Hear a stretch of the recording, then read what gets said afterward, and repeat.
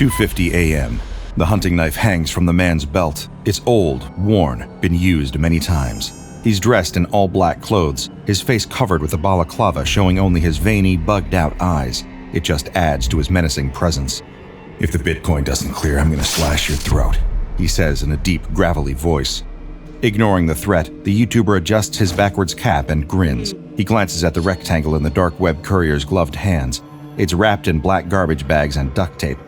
The package that's going to make him a bona fide internet celebrity in the 3 a.m. YouTuber world. "It's all good, man. The money's yours," the YouTuber says, eyeing the package. He hopes the courier can't see his cameraman lurking in the darkness of the hallway behind him.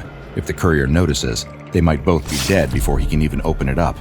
But the cameraman manages to stay quiet for once in his life, and the deal is sealed. The courier passes over the package and disappears into the dark. The YouTuber now has the rarest cursed tape on the dark web. 2:51 a.m. The front door closes, and the YouTuber turns to his cameraman, pallid face suddenly bathed in the glow of the camera's flashlight. With the tape in his hands, he needs to give the performance of his life. He really needs to sell this thing. It could change everything. "What is up, Johners? It's your boy John Station coming at you at 3 a.m. he says with all the amphetamine energy you need to succeed in this demographic. "We have got something freaking special for you tonight, John Nation. That's right, check this out. We up in here with the VCR.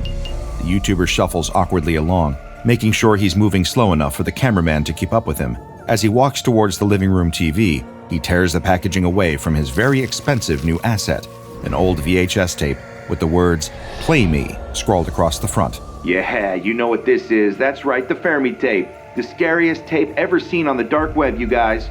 He says, lifting up the tape for the camera. They say that everybody who's ever watched it has disappeared. It's a mystery until tonight.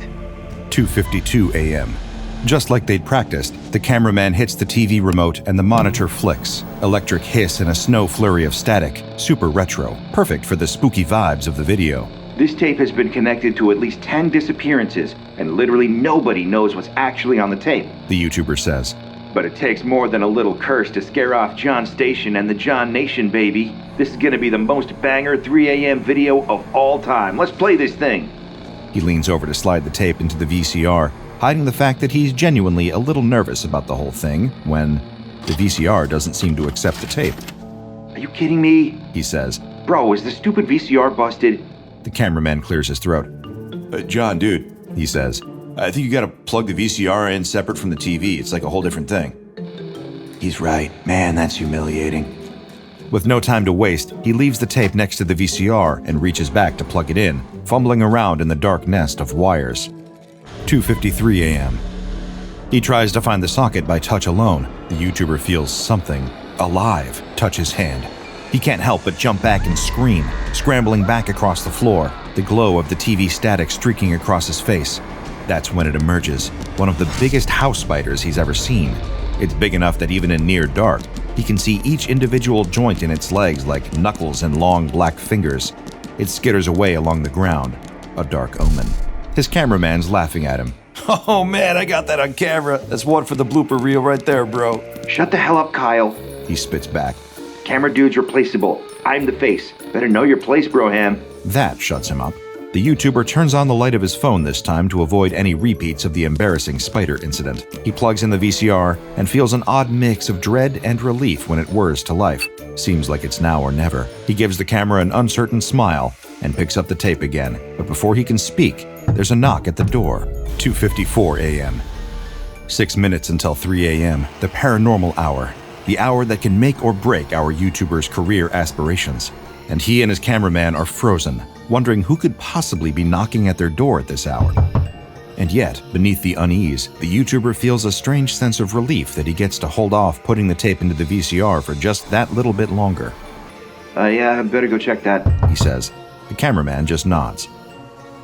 Leaving the tape by the VCR, the YouTuber heads over to the door and opens it up, and he sees the familiar but entirely unwelcome shape of the dark web courier, bulging eyes and the silver of his hunting knife glinting in the dark. For a moment, everyone stands in silence, like the tense few seconds before a shootout in an old western. The YouTuber, who's never been all that comfortable with silences, decides to be the one to break it. Hey, I didn't expect to see you again, he said. Transfer not go through or something? Courier shakes his head. I just wanted to check if you were still alive. 2:55 a.m. As the minutes tick on, this is all starting to feel like it's not just silly fun for YouTube anymore. The YouTuber is standing in a dark hallway, staring at what seems to be a genuinely dangerous man. He tries to play it off with a smile. You're kidding, right? The YouTuber says. We're trying to film a YouTube video here, man. The cameraman is still off in the darkness behind them, filming. This scary dude is going to be a great part of the video, even if he is a total psycho. I'm not, kid. The courier growls. You bought a cursed tape. I'm gonna come back and collect it once you're gone. Guess I was just a little early. Somehow, that one word is what hits him like a truck. Gone. Not dead. Gone. It's almost worse than dead. What the hell happens to you when you watch that tape? You can close the door now. Enjoy your tape, The courier says. I'll be back later. The YouTuber nods and closes the door, just so he doesn't have to look at him anymore. But he can still feel those eyes through the door. 2:56 a.m. The YouTuber is frozen in the hall, wondering whether he should throw this whole thing out. Is the fame really worth it if he doesn't live to enjoy it? John, bro, The cameraman says, jogging the YouTuber from his trance. we gonna film this thing or what, man? He nods without really thinking about it. Yeah, I guess we are. The YouTuber starts walking back towards the cold light of the TV static. That fuzzy, hissing hum gives him a headache. And there's the tape sitting there next to the VCR. Play me. Play me. Play me. An almost mocking invocation. That little dangling blob of light on the top of an anglerfish's head. There's a bump and a creak up above. Are those footsteps? Dude, The YouTuber says. you hear that? Sounds like somebody's upstairs. The cameraman sneers, confused. I don't hear anything, man. You okay? He hears the creak again. It's like someone walking around upstairs. He swears it, but they're the only ones in the house. He's sure they're the only ones in the house. I think we should check upstairs, bro. The YouTuber says, hoping he sounds less nervous than he feels. 2:58 a.m. He leads the way up the stairs. That's the least he can do, but he sure does do it slowly, one careful step at a time. Is he really sure that he heard somebody up there? Or is it just the tape freaking him out? He's read so many stories about it. Kids younger than 2 apparently feel an instinctive fear around it, like how prey animals know when there's a predator watching. Nobody's ever watched it long enough to report back what happened and survived. People have been theorizing for years, but as the tape changed hands, nothing had ever been confirmed. The guy who made it, some mad artist that the people on the forums called Fermi, even he disappeared. This thing has been evil from day one, and everyone wanted to know the truth. What it was, why it was made, did it really make all those people disappear? When the YouTuber plucks up the courage to go upstairs fully, he sees what he already knows. There's nobody up there, just empty dark. Ghosts lingering in his own head after spending his whole adult life chasing them for clout. Time for the tape.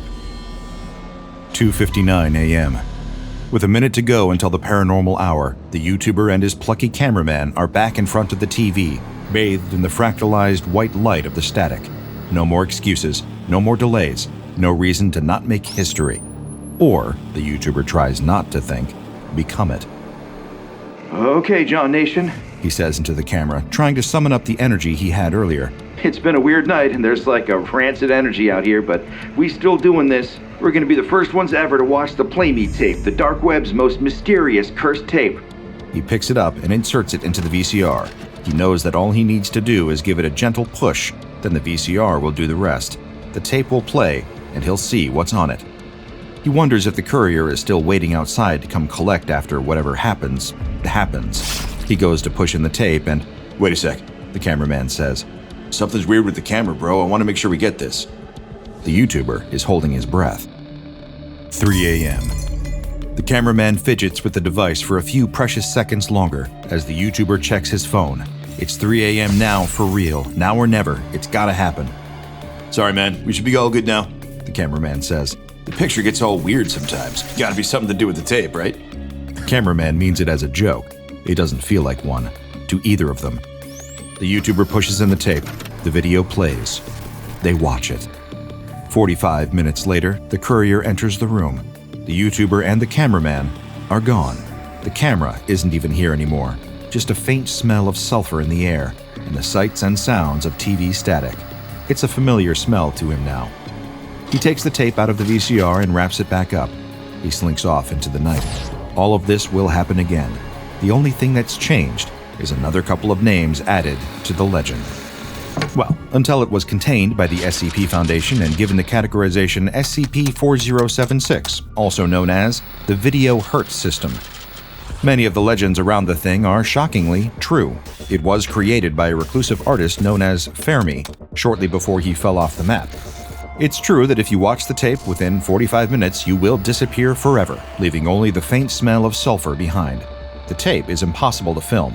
It is impossible to open up and study, as doing so will cause you to immediately disappear. And perhaps most fascinating of all, it's not the only one. When the Foundation raided Fermi's apartment, they found SCP-4076 and 18 other tapes, and while none are as dangerous as the infamous Play Me tape, these 18 others might be even stranger, and they're our only clue into what this Fermi truly was before his own mysterious disappearance. So let's take a gander through the files for SCP-4076-1 to SCP-4076-18. SCP-4076-1. This is a seemingly normal VHS tape from an unknown manufacturer with no additional title or markings applied to it. The ambiguity of it all is a little eerie. However, the contents of the tape is just 4 hours of unbroken static in no discernible pattern. Imagine being the D-class who had to watch all 4 hours, not knowing if any second an info hazard that would turn his brains into chocolate pudding would flash up on the screen. SCP-4076-2. This one is considerably more strange. It's an old tape. An extremely old tape. As in, carbon dating has revealed that it's actually several hundred years older than the invention of the VHS tape as a concept. It's got markings that are too faded to be read and didn't play when inserted into a Foundation VCR.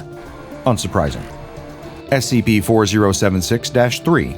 This is a normal copy of the 1980s comedy classic Ghostbusters. Well, normal in a physical sense.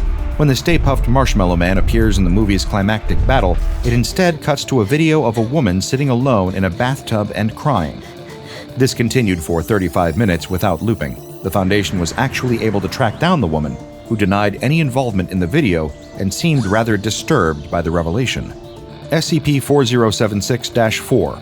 This is a standard retail VHS with the words, "To cheer me up," written across the front. In contrast to the others, this is actually just a number of taped clips from America's Funniest Home Videos, mainly involving people falling over while trying to perform complex tasks. SCP-4076-5. We hope that the previous tape didn't lull you into a false sense of security. This tape, another standard retail VHS, featured a disturbing video of several people in red cloaks attacking, killing, and devouring a young woman. This woman has never been found for reasons that I hope should be obvious. SCP-4076-6. This is a VHS tape covered in yellow polka dots with a small smiley face written on it. It contained a 2.5-hour video of people staring into the camera and laughing madly for 15 minutes each. The people tracked down from that video also report no memory of being involved. SCP-4076-7. This is a retail VHS tape that has been smashed to pieces and taped back together, with the word "failure" written on the label and all over the tape, as if in a mad frenzy. The tape, unsurprisingly, did not successfully play in the VCR. SCP-4076-8. This is an orange VHS tape with the word "tutorial" written onto it. This featured a video of a man sitting on a park bench for 30 minutes trying in vain to solve a Rubik's Cube. I've been there. SCP-4076-9. This was another retail copy of another 1980s classic, Back to the Future. However, Fermi had crossed out the word "future" with a black marker pen.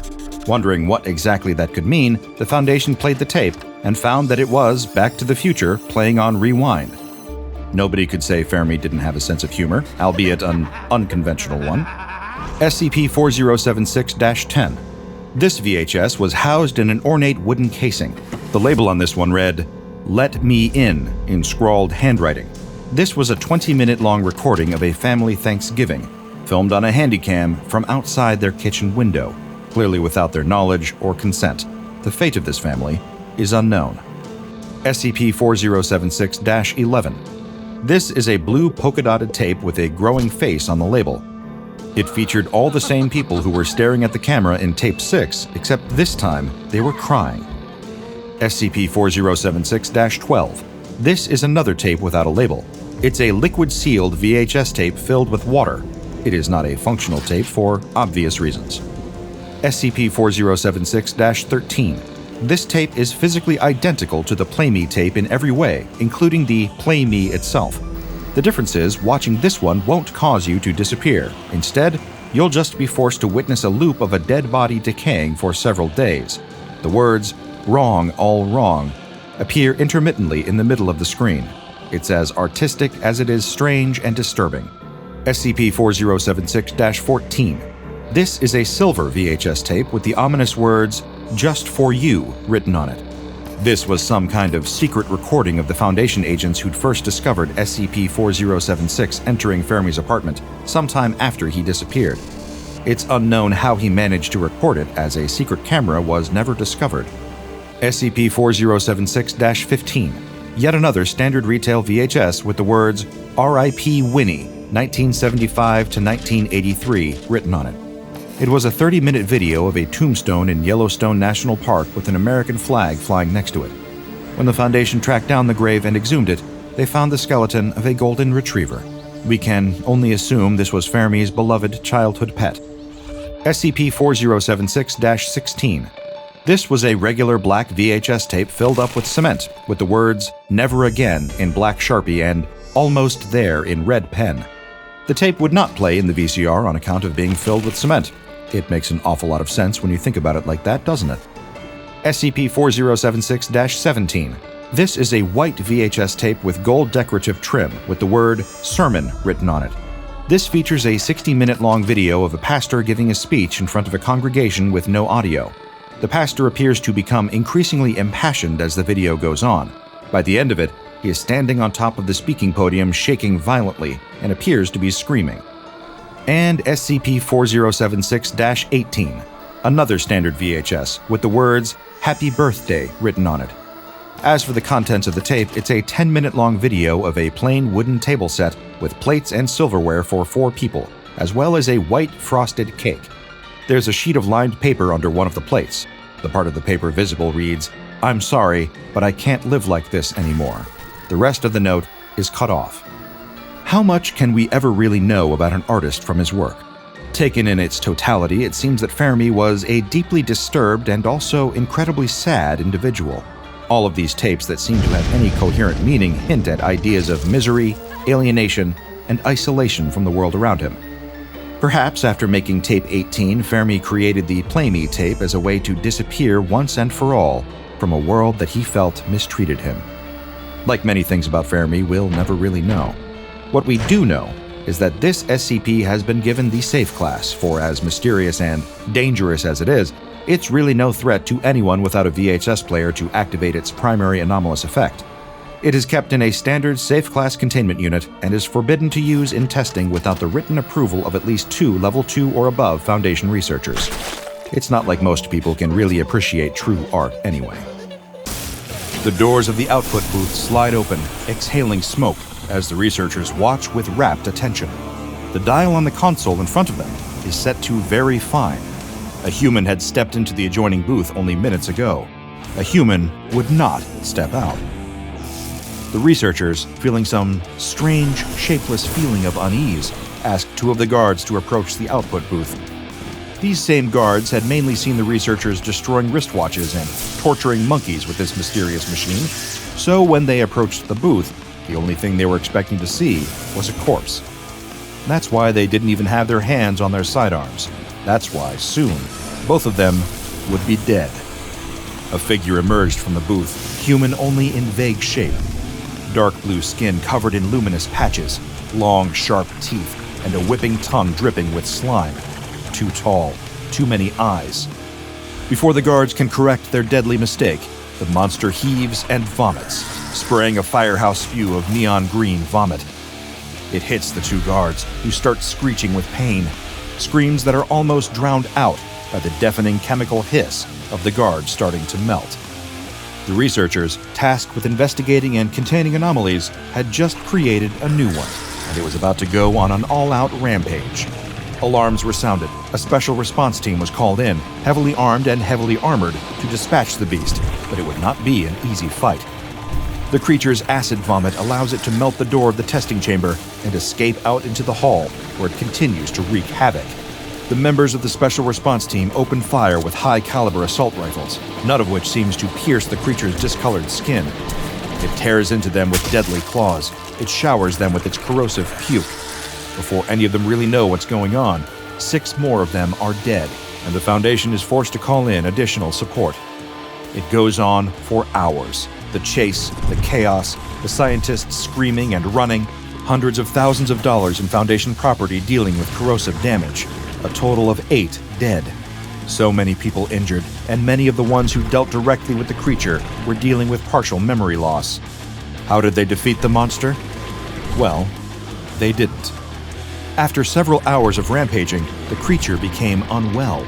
It experienced trouble breathing, slowed down, and started to show symptoms of extreme pain. It collapsed to the ground and screamed a terrible scream before exploding into blue dust and smoke. The problem had taken care of itself. Not long ago, this terrible beast was a 28-year-old Caucasian man, a D-class, but otherwise a completely unremarkable human being, betraying no inherent anomalous qualities. Anything anomalous about him was imbued, not by some group of interest or unknowable eldritch god, but by the SCP Foundation itself, and a very special anomaly dubbed SCP-914. Today is a special case because a little-known fact about me is that SCP-914 is one of my 3 favorite anomalies. I'll let you guess the other 2 in the comments, but I can assure you that they have already been featured on the channel. 914, also known as The Clockworks, is a fascinating safe-class anomaly held in Research Cell 109-B. The composition of the anomaly itself is relatively simple. 2 booths, an intake and output booth, connected by a vast series of clockwork mechanisms covering 18 square meters. Cogs, servos, screw drives, belts, pulleys, a mainspring. Despite having the anomaly in containment for decades under the watchful eye of the ever-professional Dr. Gears, the exact mechanisms of how the anomaly works have never been fully understood. The part of the anomaly you're most likely to interface with, if ever you're given Level 3 research clearance, is the selection panel. The panel has 5 settings. Each one will cause a different effect on whatever item, material, or individual is placed into the intake booth. I'll give you a quick rundown on the settings, but then we'll get to what we really came here for. Some of the most deranged test logs for any anomaly you've ever seen. The first of the 5 settings is rough. This will brutally annihilate whatever is placed into the intake booth. For example, a kilogram of steel appeared to have been cut into chunks with a laser. A chimp placed into the intake booth on rough, well, let's just say that animal rights activists would be justifiably unhappy with the results. Then there's coarse. This will also result in the disassembly of whatever is placed into the intake booth, but in a far more methodical fashion. A researcher's wristwatch was placed into the intake booth on course, and it was found in the output booth, neatly divided into its component parts. The Foundation sadly did not reimburse him for the lost wristwatch, but if it was that important to him, he probably shouldn't have volunteered it for testing. Next is 1-to-1, and on the 1-to-1 setting, the result will be a roughly equivalent item or individual to the one placed in the intake booth. To take a rather cliché example, if you were to place a can of Pepsi Max into the intake booth, there's a good chance that you'll get a can of Diet Coke in the output booth. And in case you're wondering, yes, if a person is placed into the intake booth, a relatively similar person aside from slight superficial variations such as race, height, or weight will appear on the other side. Is this existentially horrifying? Absolutely, more on that later. Now things are going to get even stranger with the fine setting. When an item is placed into the intake booth on this setting, the item in the output booth will be a slightly improved version of the original, typically in a non-anomalous manner. Take, for example, a 9mm Beretta handgun, like the one I keep in the glove box of my Honda Civic. If this was placed into the Clockworks, you wouldn't get a laser gun or a gun that controls people's minds, but you might suddenly find yourself packing a Desert Eagle, a far more powerful handgun to say the least. Then there's Very Fine. This setting has, to say the least, been problematic for members of the SCP Foundation. Put simply, the Very Fine setting imbues whatever is placed in the intake booth with a completely random and unpredictable anomalous effect. If you place a Tamagotchi, ask your parents' kids, into the intake booth and set it to Very Fine, it might come out self-aware and morbidly depressed, or it might have the ability to make your head explode with its mind if you forget to feed it. And if you place a D-class into the intake booth, you might get the acid-spewing, bulletproof abomination that we saw in the opening. Yes, that really did happen, and it's the reason why Dr. Gears put Level 3 clearance on any attempts to test biological material in the Clockworks. That's everything you need to know in order to have a functioning knowledge of the Clockworks. And now, we can get into the fun stuff.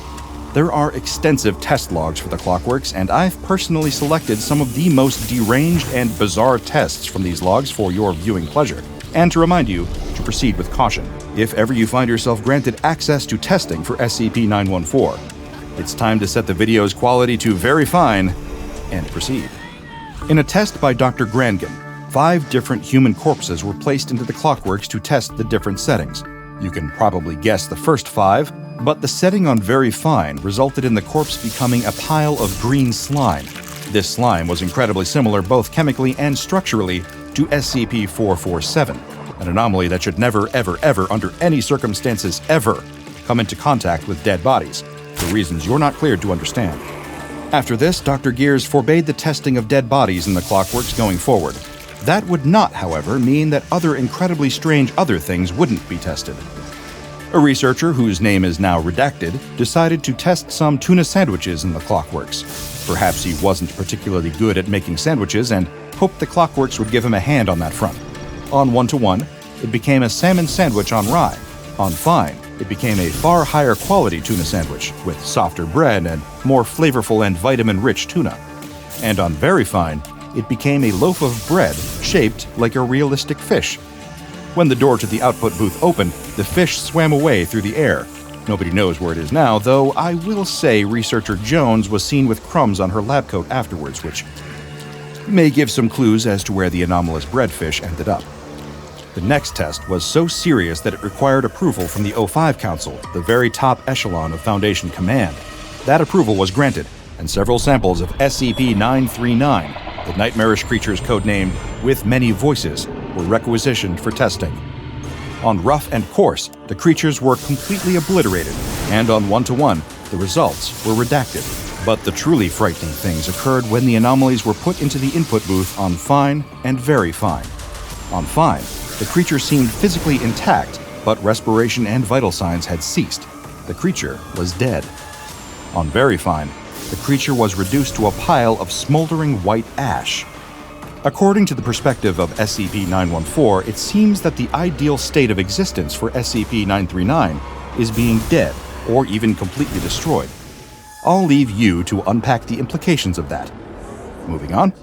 Dr. Falconis decided to test a copy of the biography Steve Jobs by Walter Isaacson.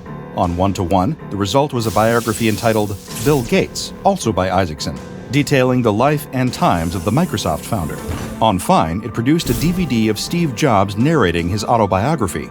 On very fine, the result was a metallic cube.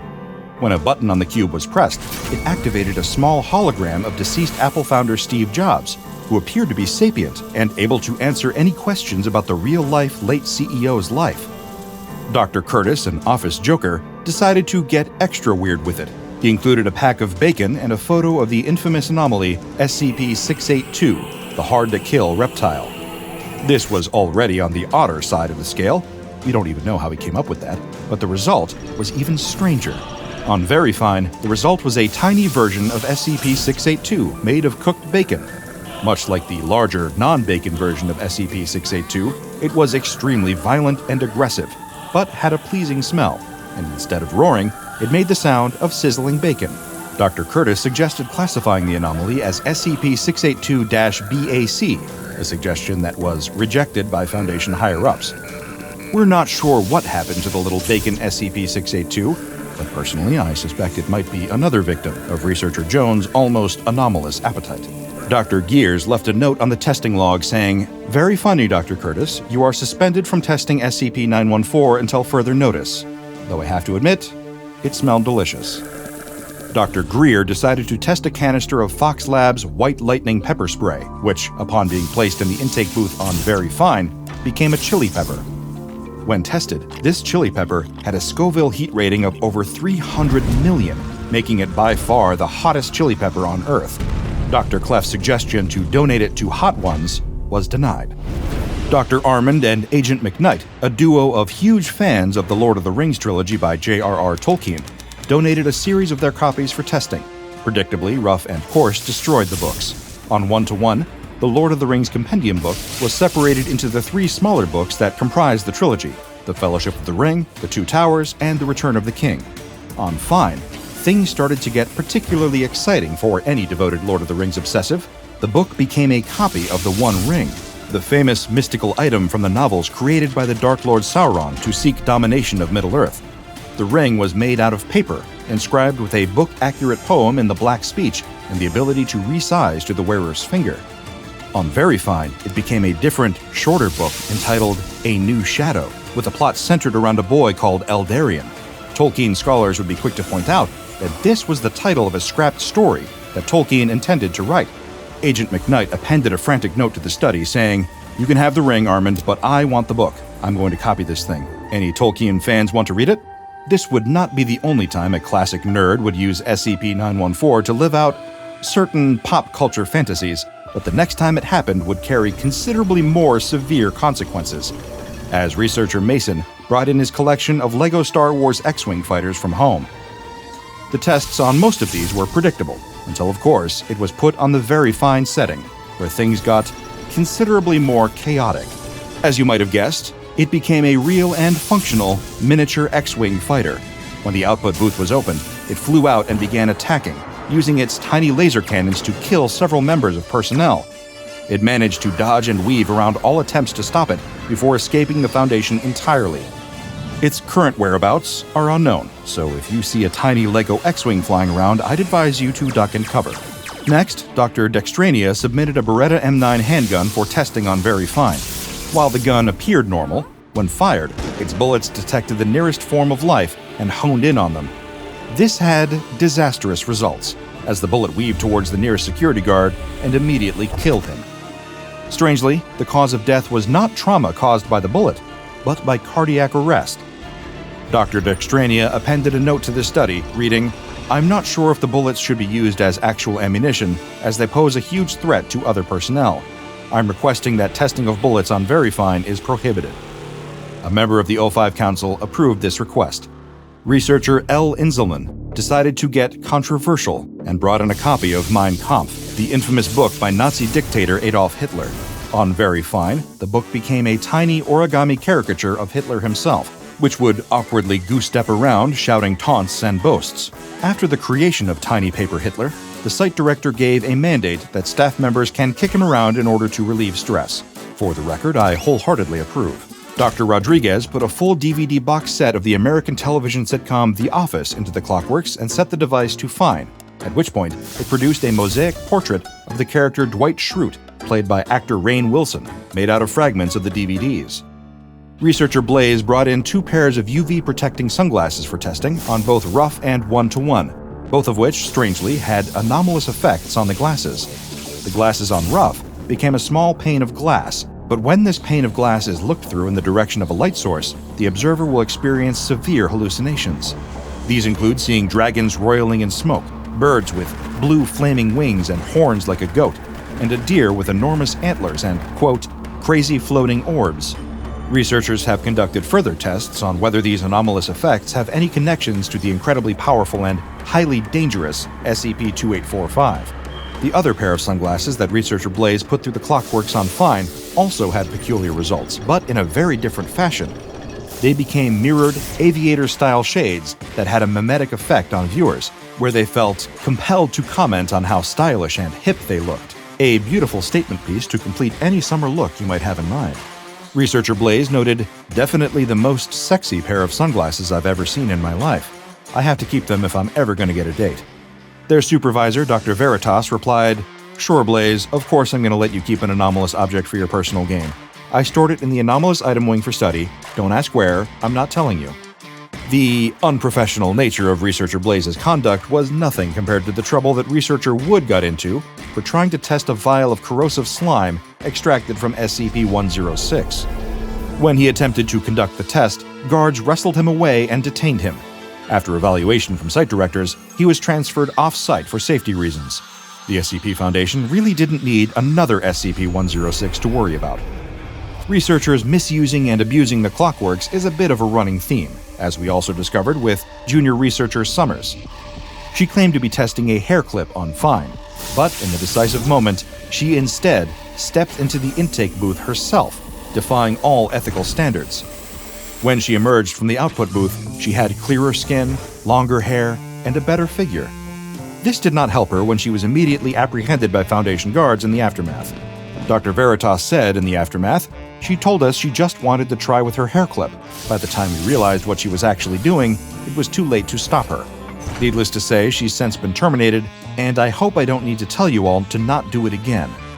Researcher Westron decided to bring the ambition back down to sensible levels. He put 50 small glass jars full of strawberry jello into the intake booth and set the dial to very fine. The result was an intricate glass jar shaped like a human skull, filled with the same strawberry jello. The skull's lower jaw moved and vocalized the word "squish" before never moving or speaking again. Dr. G, a researcher who also had a sideline performing as a gangster rapper in the mid-90s, decided to test a full Santa suit on the one-to-one feature. The result? An outfit where the red and white color values were shifted. Afterwards, Dr. G was heard grumbling, "Dang it, I was hoping for a Grinch suit." Dr. Lloyd, another researcher, took a cement lion statue from his front yard and decided to bring it in for testing, anticipating that putting it through on Very Fine would probably result in a rampaging stone lion running around the containment site, so he instead decided to play it safe and test it on one-to-one. The result was not what he expected. It became an exact copy of SCP-1013, the sculpture.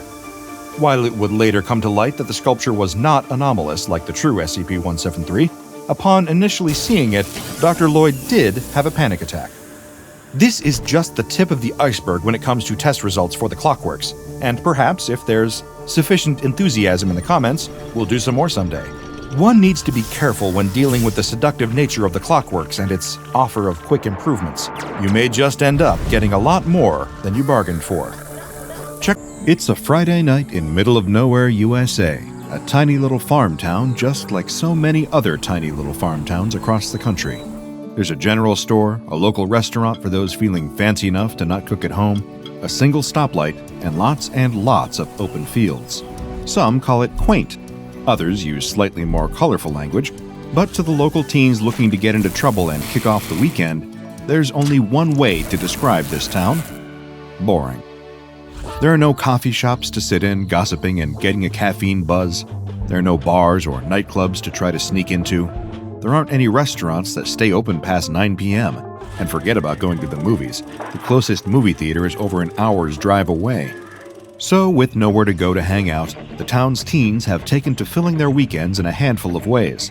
They can watch a movie in someone's basement, piled onto beanbag chairs and digging through whatever snacks happen to be in the house. They can cram into someone's pickup truck and just drive around town until they get tired. They can have a bonfire in a remote patch of woods and hope they don't accidentally start a forest fire. Or they can get up to a little bit of mostly harmless mischief, playing pranks around town. Sometimes that looks like TPing a house. If it's Halloween season, maybe they steal a few jack-o'-lanterns off of someone's porch. But tonight, one particular group of friends is in the mood for something new, something different, something maybe even a little dangerous. The three of them, 2 boys and 1 girl, are sitting on the couch together, watching TV in the basement, when the girl suggests the idea. What if, on this particular Friday night, they went cow tipping? At first, the 2 boys are unsure. They've never tried cow tipping before. In fact, none of them can even think of anyone they know who's done it. Sure, they've heard rumors, but it's always a story about a friend of a friend's cousin, someone they'd never seen. The shorter of the 2 boys pipes up, worried that tipping the cows over might hurt them. The other counters, suggesting that it's more likely that they would get hurt, since they're much smaller and lighter than a cow. The girl stands up and speaks over them both, taking over the room again. She's always been the leader of their little gang ever since they were little kids. She always comes up with the big, crazy ideas, and the other 2 might protest, but they always wind up going along with it. And usually, it all works out. Sure, someone might break an arm along the way, but they also wind up with a great story. Tonight is no exception, and despite their protests, the boys agree to go along with her plan. It's Friday night, the sun has gone down, and the three friends are going out cow tipping. So they change into all black clothes to better blend in with the shadows, pile into the taller boy's pickup truck, and drive down the lonely dirt road to Old Man Jenkins' farm. There out in the field, there should be plenty of cows just ready to get tipped over.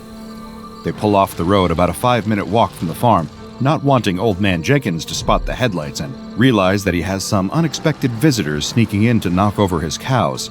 Then, under the cover of night, they sneak along the road toward the farm. As they approach the farm, the group can make out the silhouettes of cows standing in the field. Perfect. But as they creep closer, they suddenly hear a low humming sound. At first, they can't quite place it, but they quickly notice that the hum grows louder the closer they get to the fence. The shorter boy touches the fence with his index finger experimentally and quickly comes to regret it. With a loud zap, electricity courses through his body, sending him jumping backward with a yelp. No doubt about it, Old Man Jenkins put in an electric fence to protect his property. With an ordinary fence, they'd just climb it and hop over. But now, that's not an option, unless they're keen to get electrocuted. If the group wants to see their plan through and tip some cows, they'll have to find a way around the fence. The taller boy suggests that they give up now, head back home, and watch a scary movie or something. But the other two disagree. If they give up now, at the first obstacle, then not only has the night been a waste, but they've proven themselves to be cowards too.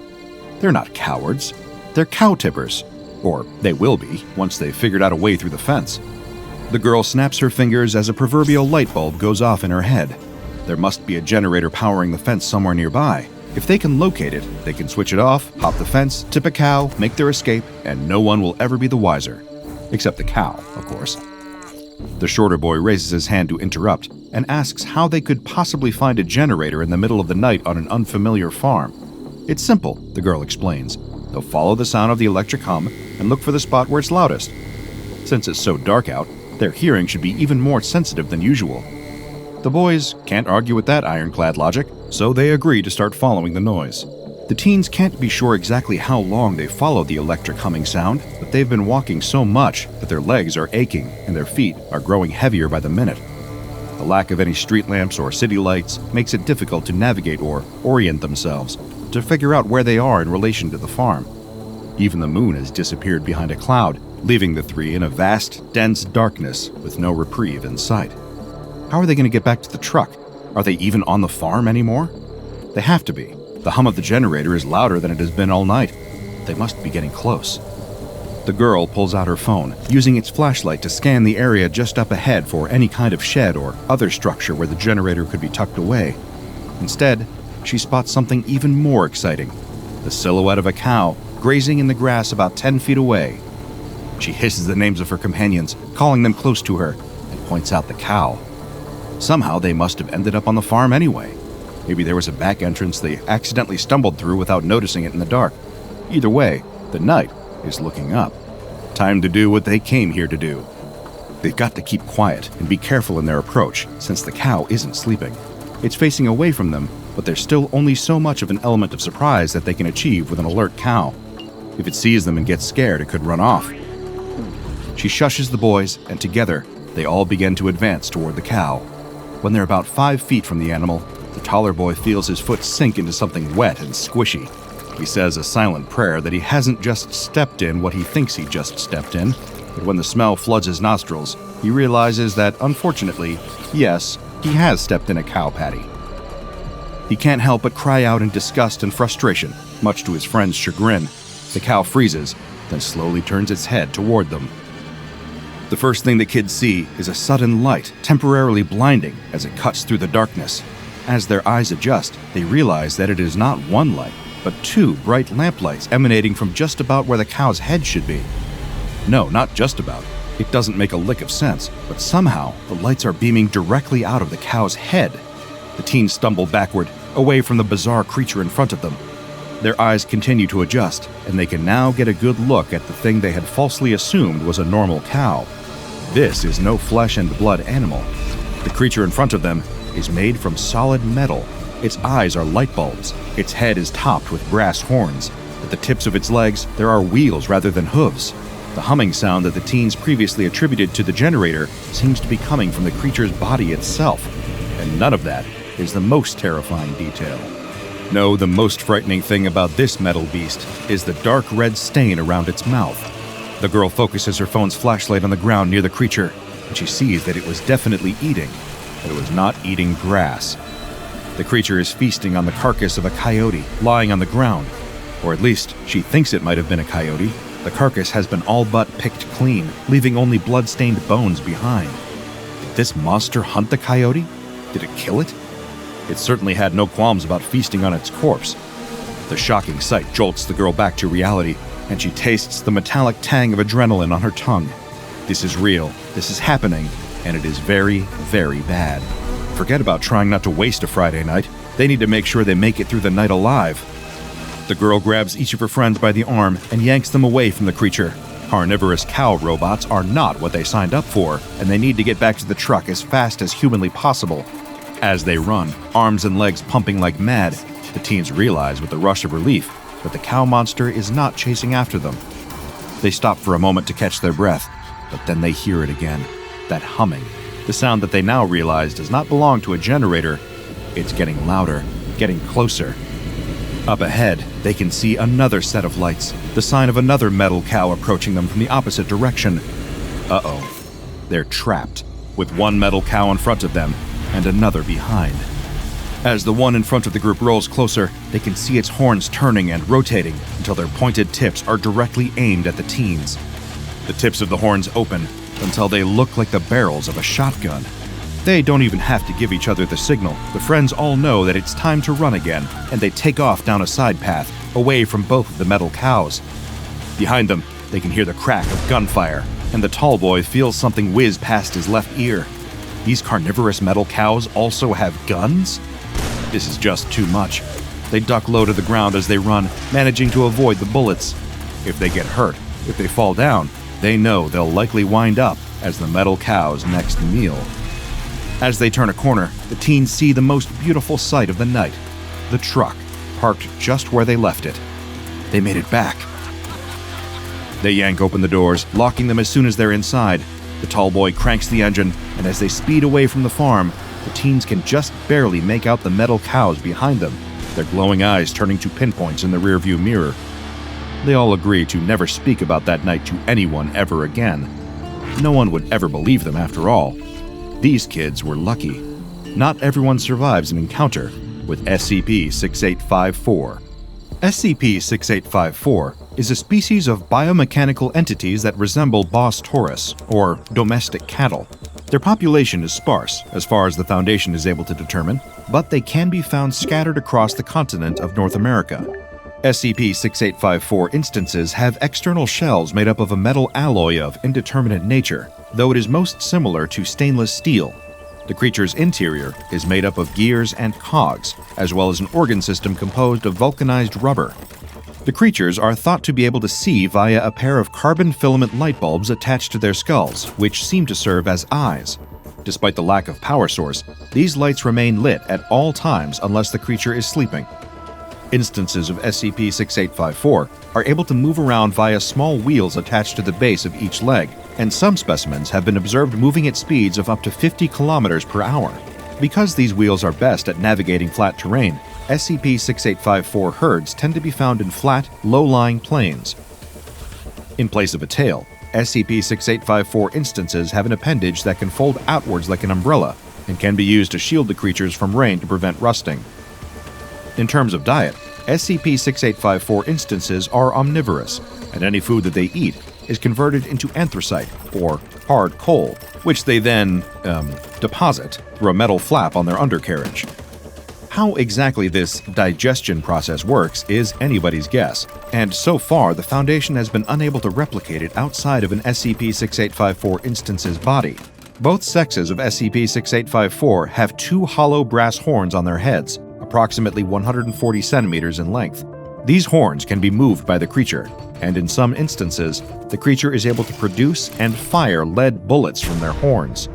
They use this ability when threatened, when hunting prey, or during mating season, as a show of dominance against a rival.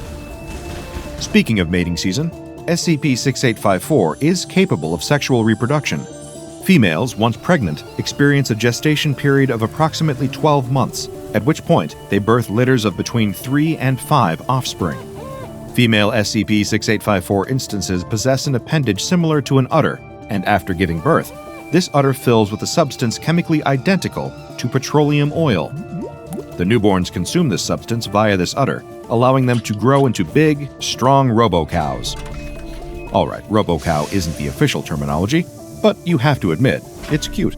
The official terminology, as listed by the Department of Mythology and Folkloristics, is Bos Machinus, or Cogcows. I still think robo-cows is better, but I suppose that's not my department. The department discovered several literary mentions of the Cogcows in fantastical field guides such as Fearsome Critters of the Lumberwoods, where they are included among the likes of the tea-kettler and the hoop snake, creatures from North American lumberjack folklore largely regarded to be fictional. Though, of course, many would have once thought the Cogcows fictional, and look how that turned out. So maybe there are hoop snakes rolling around out there too. But I digress. Because of their inclusion in seemingly fictitious accounts, many early sightings of SCP-6854 flew under the radar of the American Secure Containment Initiative, a precursor group to the Foundation we know, love, and occasionally fear today. The earliest verified sighting on record belongs to Elmer Shepard, an American hunter also referred to as POI 2645. In 1905, Shepard was hunting in the prairies of Oklahoma when he stumbled upon the carcass of a white-tailed deer. He scanned the area, looking for whatever predator took the beast down. He didn't have to look very far. Only a few feet away stood a cogcow, munching on a piece of the deer's remains. He published the story of his encounter, but no one believed him. Many outright mocked him, and those that didn't were still quite skeptical.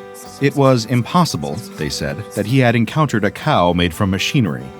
So Elmer set out to find proof. In June of 1905, Elmer and his 19-year-old son Warren set out to retrieve the ultimate proof, the head of an SCP-6854 specimen. Warren was not much of a hunter, but he was concerned for his father's well-being and increasingly obsessive behavior, and so agreed to join him. Only one of the Shepard men would return home from the expedition, Warren. He arrived not with the head of a cogcow, but with his father's remains. Elmer Shepard had been killed by a gunshot wound to the throat. Naturally, local authorities suspected Warren of being involved in his father's death, perhaps a hunting accident. But when they brought Warren in for questioning, he told a different story. He and his father had spotted a female cogcow grazing in a field.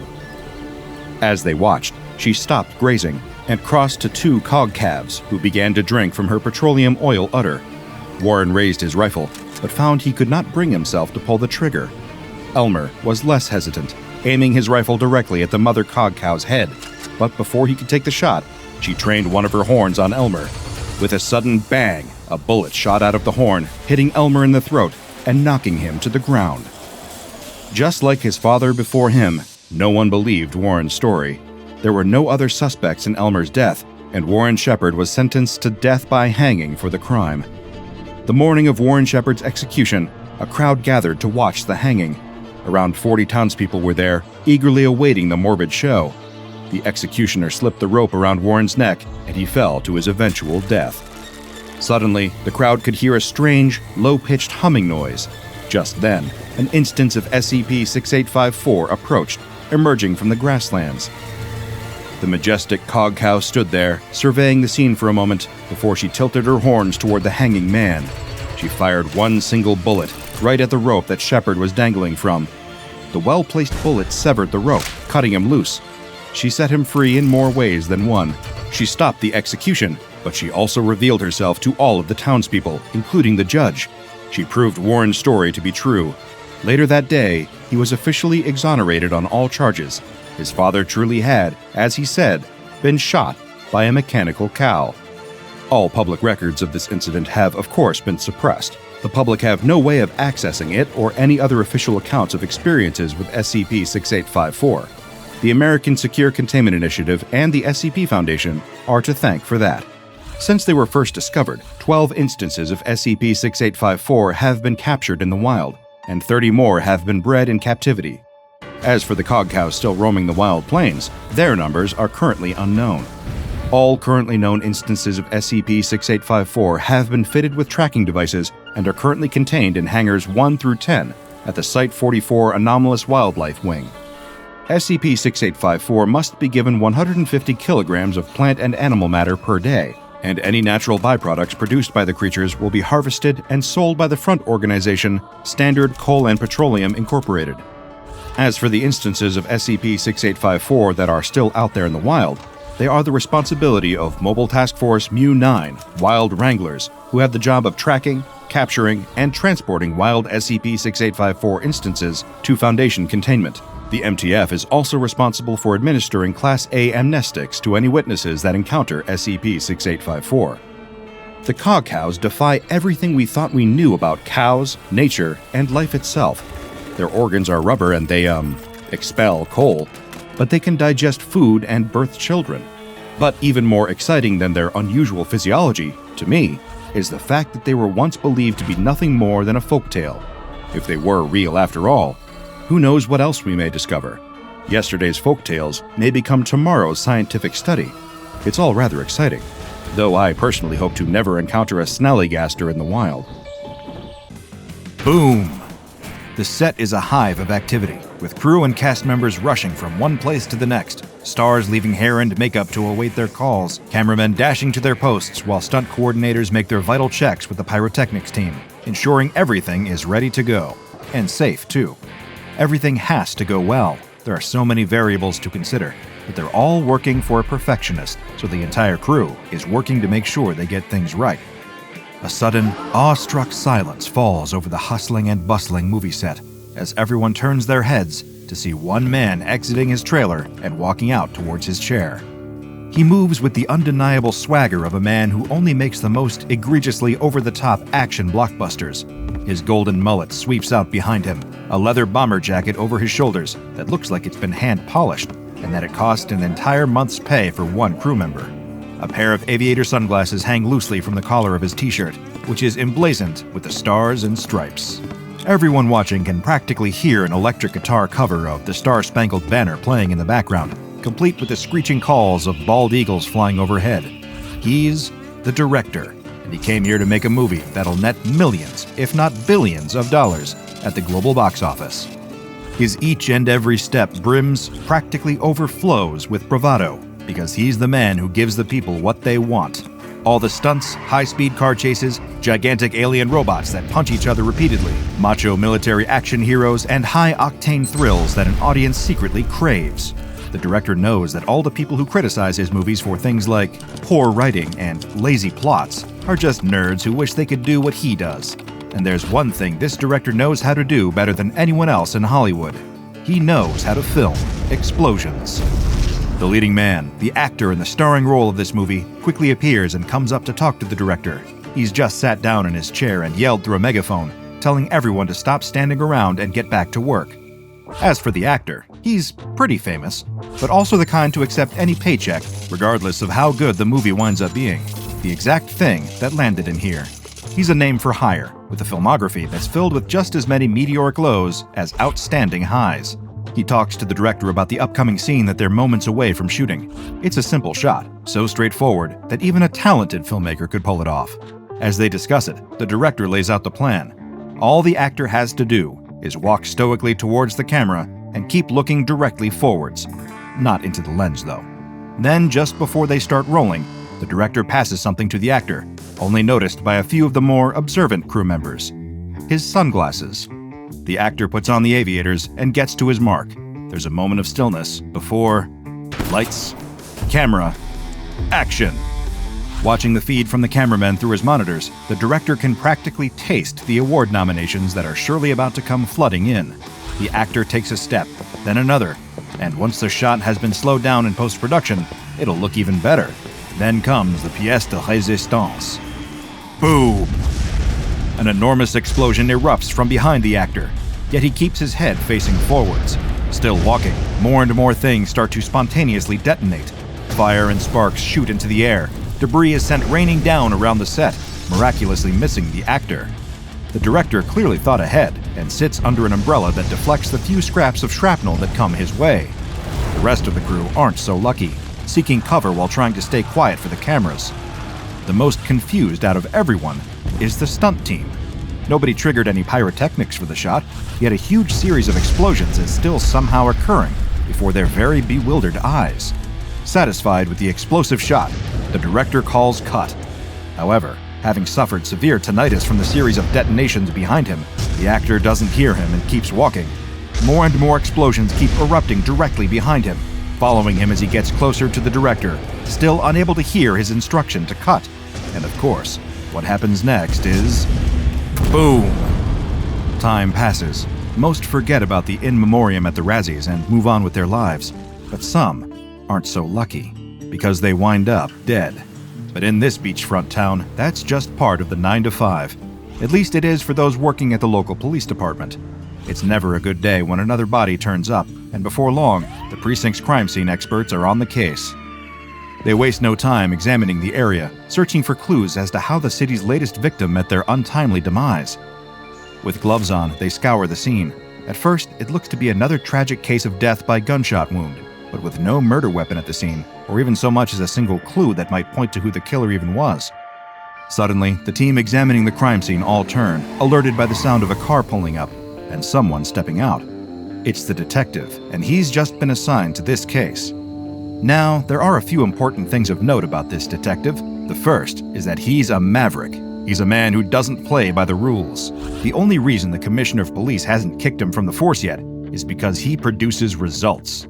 Although his methods are at times unorthodox, and at times downright dangerous, the detective always gets his man, so the Commissioner lets it slide, but warns him to watch himself every time. This detective also recently made a particularly strange purchase. Being a fan of the movies of a certain director, he's been lucky enough to stumble across a pair of aviator sunglasses on eBay that were owned by the filmmaker before his tragic death by catastrophic explosion. Now the detective is rarely seen without his new shades. They're his pride and joy, and he takes every opportunity to tell the officers working at desks in the precinct to whom the glasses used to belong. And not content with just letting the aviators sit on display in his apartment, the detective is also known to wear them from time to time. However, he'll only do so after giving a one-liner in honor of his favorite fallen director. The thing is, he needs a little bit of practice. Approaching the crime scene, the detective asks the experts what they found. They hurriedly rush through the details, hoping they can convey all the key information before the detective starts talking about his sunglasses again. They tell him what they found: the victim's key physical attributes, his apparent death by gunshot, and the lack of any traces of the killer present at the scene. The detective takes a long pause and scans the area. He pulls his aviators out of his pocket and turns to the nearest examiner. "So you're telling me that this man," he unfolds his arms and slips the shades on, "is dead?" Bang! Directly behind him, the detective's car erupts into flames, exploding with such force it flips over, landing in a smoldering wreck. The force of the blast disrupting the whole crime scene. We're sure that, in his head, a song by The Who probably started playing. Shortly after the detective's inevitable dismissal for causing several $100,000 worth of property damage, he finds himself forced to sell most of his possessions to get by, including, of course, the prized aviator sunglasses. Luckily, they fetched a decent price online, bought by someone who had never even heard of the director who'd previously owned them. What appealed to the glasses' new owner more was the hefty price tag. Them being more expensive was the perfect status symbol. When he wasn't trying to scam his social media followers into paying for an online course that had no useful information in it, this influencer was attending parties with fellow internet superstars. But for him, events like these weren't an opportunity to socialize or even enjoy some downtime with friends. After all, if he couldn't turn an interaction into content that he could monetize, then how could it even be worth having? And on this night in particular, a party that would surpass all parties is in full effect. Despite the action offering no value other than boosting his own ego, the influencer wastes no time flexing on everyone else at the party. It's his second most important reason for going to a party, not to meet new people or celebrate, but to remind everyone there that he's rich, albeit maybe only slightly more so than some of the others in attendance. The night is mostly spent with a phone or camera in hand, filming people pretending to dance and wordlessly singing along to music as they record themselves to update their followers. He needs to up his game, the influencer thinks to himself. He can't bear the thought of leaving the party having posted less than anyone else. Then, suddenly, he spots a familiar face and his blood begins to boil. It's the streamer, one who had interviewed the influencer months earlier. With the stream going out live, and because the influencer was notoriously not all that bright, he had been caught giving some answers that didn't exactly paint him in the best light. While the streamer had been polite and respectful throughout, the influencer still blames him for the whole incident, claiming in a post to his followers that the guy was just an obsessed stalker and that he manipulated the whole interview. Standard boilerplate non-apology stuff, sans the ukulele. But seeing him at the party, the influencer wanted revenge. However, he couldn't risk boxing his most vocal critics with everyone around filming on their phones, but he could embarrass the streamer instead. He noticed he had his expensive aviators in hand, and it gave him an idea. The influencer angrily approached the streamer, phone in hand, starting up a live video on his social media page. He challenged the streamer to put on the sunglasses, and then his followers watching live would vote on which of them looked cooler. The streamer politely declines and assures the influencer that there are no hard feelings about the interview, and that he's just come out tonight to have a good time. The influencer doesn't want to give up though, and eventually the streamer has no choice but to agree. First, the influencer wears the glasses himself. Likes flood the phone screen, votes piling on from his biased fanbase. But apart from that, nothing happens. Then he begrudgingly passes the shades to the streamer, who's finishing up his drink from a red Solo cup. The influencer warns his mortal rival how much he paid for them. Calmly, not once retaliating to the angered, antagonistic social media star, the streamer slides on the shades and tosses his empty cup over his shoulder. This triggers an explosion that engulfs the influencer in a ball of flame and brings an abrupt halt to the party. The votes declare the streamer the winner of Who Looks Cooler. The sunglasses change hands a number of times shortly after, eventually landing in the possession of yet another new owner. The billionaire, an owner of several prominent companies, and a highly controversial reputation across the globe due to his often faulty products and frequent social media gaffes. But a certain pair of cool new shades might be exactly what he needs to turn this deal around. You see, the billionaire decides to buy the sunglasses not just because he's fond of them, not only because of their price tag, and not even motivated by the various former famous owners of the aviators. He's noticed what they can do, and he thinks that owning them for himself would be the perfect way to look as cool as he thinks he is. And having bought an entire social media website, he has the perfect platform to debut his cool new shades. The post goes up a day in advance, announcing a live stream starting tomorrow. Even though his site has notoriously bad video sharing functionality, the billionaire is certain that it'll definitely work this time. The day arrives, and he's right, for the first time ever. All his fans, even those who are starting to realize the cracks in his facade, all tune in to see the big reveal. The billionaire greets everyone in an awkward mumble, a far cry from the bombastic announcement that he had promised. Still, the livestream chat sends their praise in the forms of gifs of Shiba Inus and emojis of the moon. Although he fumbled the opening of this stream, the billionaire's confidence starts to build. This'll prove to everyone just how cool and smart he is, and all his most vocal critics will be forced to admit it too. He reaches for the sunglasses and slips them on. There's a long, awkward pause. The comments from the stream's chat start to flood in, most wondering what's going on, if something was supposed to happen, or if the stream is cut out. The billionaire becomes frantic. Trying again, he takes off the shades and puts them back on. Still nothing. Where was the explosion? Why wasn't anything happening? He tries a third time, a fourth, a fifth, each attempt becoming more and more frantic. Something was wrong, and his crippling insecurity only mounts as he glances towards the comments. The livestream viewing numbers are dropping rapidly, with several comments mocking him relentlessly. Many fans even declare their intention to stop supporting the billionaire, immediately growing embarrassed to have ever vocally backed him. Out of overwhelming embarrassment, he closes down the stream and releases a post immediately after, stating it was all a technical issue, and he'll personally see to it that any re-uploads of the footage are wiped from the internet. But it's already too late. Enough people who saw it are sharing clips around all over the place. It's everywhere. The whole world can see how stupid he looks. While his attempt at wearing the glasses hadn't been as explosive as he'd hoped, it was certainly incendiary for the stock prices of all the billionaire's failing businesses. They bombed, not in the way he'd been expecting, and before long, he was reduced to a laughingstock the world over. But what exactly are these glasses? There's an old cliched adage that has existed on the internet since time immemorial. The legend that cool guys don't look at explosions. The SCP Foundation isn't sure if the phrase and phenomenon of cool guys looking in the opposite direction of large detonations came first, or if it was a direct result of SCP-1143. It's something of a chicken or the egg conundrum, but for a pair of explosion-causing anomalous aviators. Kept stored in a secure fitted carry case within a standard containment locker is SCP-1143. At first glance, before putting them on that is, these just appear to be an unremarkable pair of sunglasses.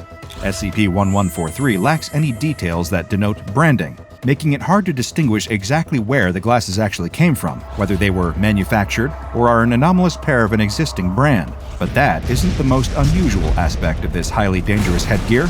Whenever a person wears SCP-1143, they are not only given the designation of SCP-1143-1, but this action will also result in the spontaneous detonation of inanimate objects in their direct vicinity.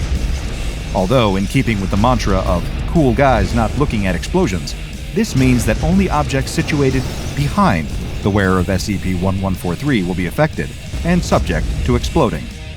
The probability of a successful SCP-1143 explosion, as well as the size and damage of the blast, is dependent on a number of factors. For one, the physical build of the person wearing SCP-1143.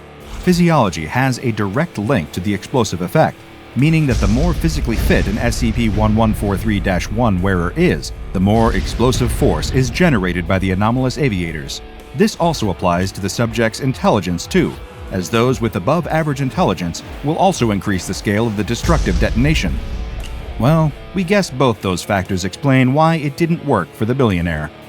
Attitude is also a key factor in determining the effectiveness of SCP-1143's explosive capabilities, specifically altering the magnitude, spread, and duration of the explosions.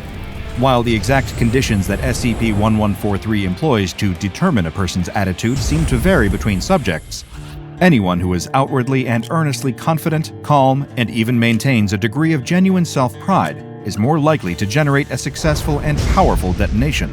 Surprisingly, clothing is also an important attribute. When wearing anomalous, explosion-causing aviators, they can't clash with your outfit. An SCP-1143-1 wearing a suit or other formal wear will generate explosions that affect nearby buildings and other large-scale architecture. Anyone pairing SCP-1143 with more casual attire will find themselves walking away from exploding cars, houses, and other smaller-scale commonplace objects. And those that wear pajamas will severely limit the explosive capacity of the shades, meaning only household appliances like TVs and toasters are likely to go boom.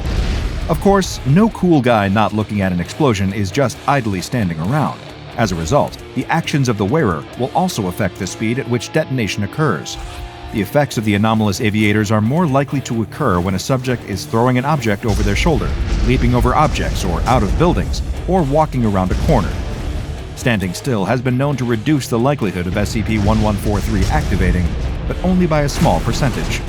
Following on from this, speed also plays a crucial part in how ferocious an SCP-1143 explosion is. But while you might expect the faster someone moves to trigger a more violent detonation, in fact, the opposite is true.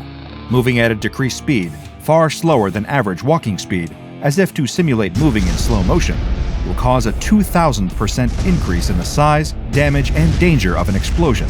Faster is not necessarily worse though, as traveling in a vehicle can also have the same increased explosive effect.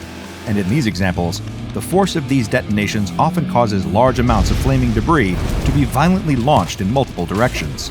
One more determining factor in how effective SCP-1143 is the wearer's stamina and awareness of what is going on behind them. Subjects with higher stamina and who remain oblivious to the detonations can trigger spontaneous chain reactions of multiple explosions following the initial detonation. Of course, these will subside the moment the SCP-1143-1 wearer either reacts to or directly witnesses the explosions. The moment they see the effect of the anomalous aviators, all explosions will immediately stop. However, any damage they have caused will remain. This happens should the wearer notice reflections in the lenses of the sunglasses, or if they turn around to face the fiery carnage. Luckily for them, though, SCP-1143 possesses its own mild, space-warping capabilities that protect the person wearing it. This additional anomalous property will cause any debris or shrapnel from the surrounding explosions to miss the wearer entirely, effectively creating a protective force field around them while they are wearing the sunglasses.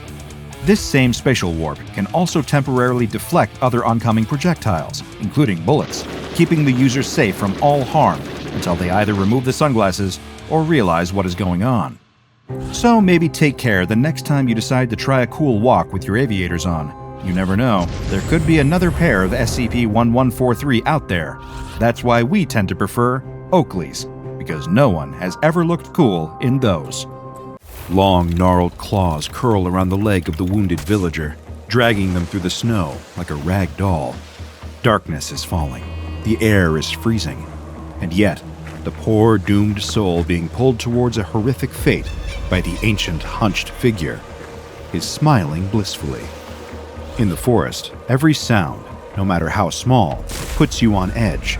The snap of a twig underfoot, the rustle of leaves overhead, the wind passing between the trees, all conjures up images of something else out there, watching, following, hunting you. The backpacker takes another cursory glance over his shoulder, the nagging thought that maybe he should turn back and retrace his steps to the main road, poking at his brain. It's not too late, the tiny voice tells him. You can make it back before dark. Someone is bound to come along who can help. He looks back to his map, squinting in the fleeting sunlight. There's a town nearby, a small place just off the beaten track. Cutting through the woods is the quickest way to get there, and he can't help but invite the possibility that he's only a few feet away from the furthest edge of the tree line. Just a little bit further can't hurt. And if he doesn't make it to the town by the time the sun fully sets, then he can turn back before it's too late. He should have turned back sooner. The backpacker has been crossing Eastern Europe for the past few months, traveling mostly on foot up until now. But walking through the freezing, rural areas of southern Russia was a quick way to get pneumonia, so he'd been opting to hitchhike until he made his way to a warmer part of the country. Most people were wary of picking him up and helping him get from one point to the next. The few that weren't, thankfully, spoke enough English to make communication possible. Thanks to his persistence and broken Russian, the backpacker had made it a decent distance. That is, until the most recent ride he'd hitched. He wasn't sure why, or even really what had happened. The driver who'd picked him up alongside the highway had seemed amicable enough, right up until he'd taken an unexpected detour. The backpacker had been keeping a close eye on his map and noticed the driver turn off at a different exit, pulling up alongside the forest on a long, empty stretch of highway. Suddenly, the driver started aggressively yelling at him, urging him to leave the vehicle immediately. The backpacker had thought maybe there was some kind of misunderstanding and could barely keep up with the thick Russian being hurled at him. But then, the driver sped away, laughing loudly with his windows down. He yelled something back at the backpacker, but only one phrase stood out to him as the car receded into the distance. Baba Yaga. Now, lost in the woods, the sun rapidly disappearing, the backpacker tries desperately to keep hold of his bearings. That town is close, only a few feet away. It has to be, he tells himself. Too close to justify turning back and trying to hail another passing car. He produces a pocket flashlight, its dim beam betraying just how small its remaining battery life is. The low light creates a few tiny glimmers in the snow, but they do little to dull the sense of worry that's rising higher and higher in the backpacker. A twig snaps, too far away for it to have been caused by his own footstep. The backpacker's heart jumps in his chest, and he turns to point his flashlight in the direction of the sound.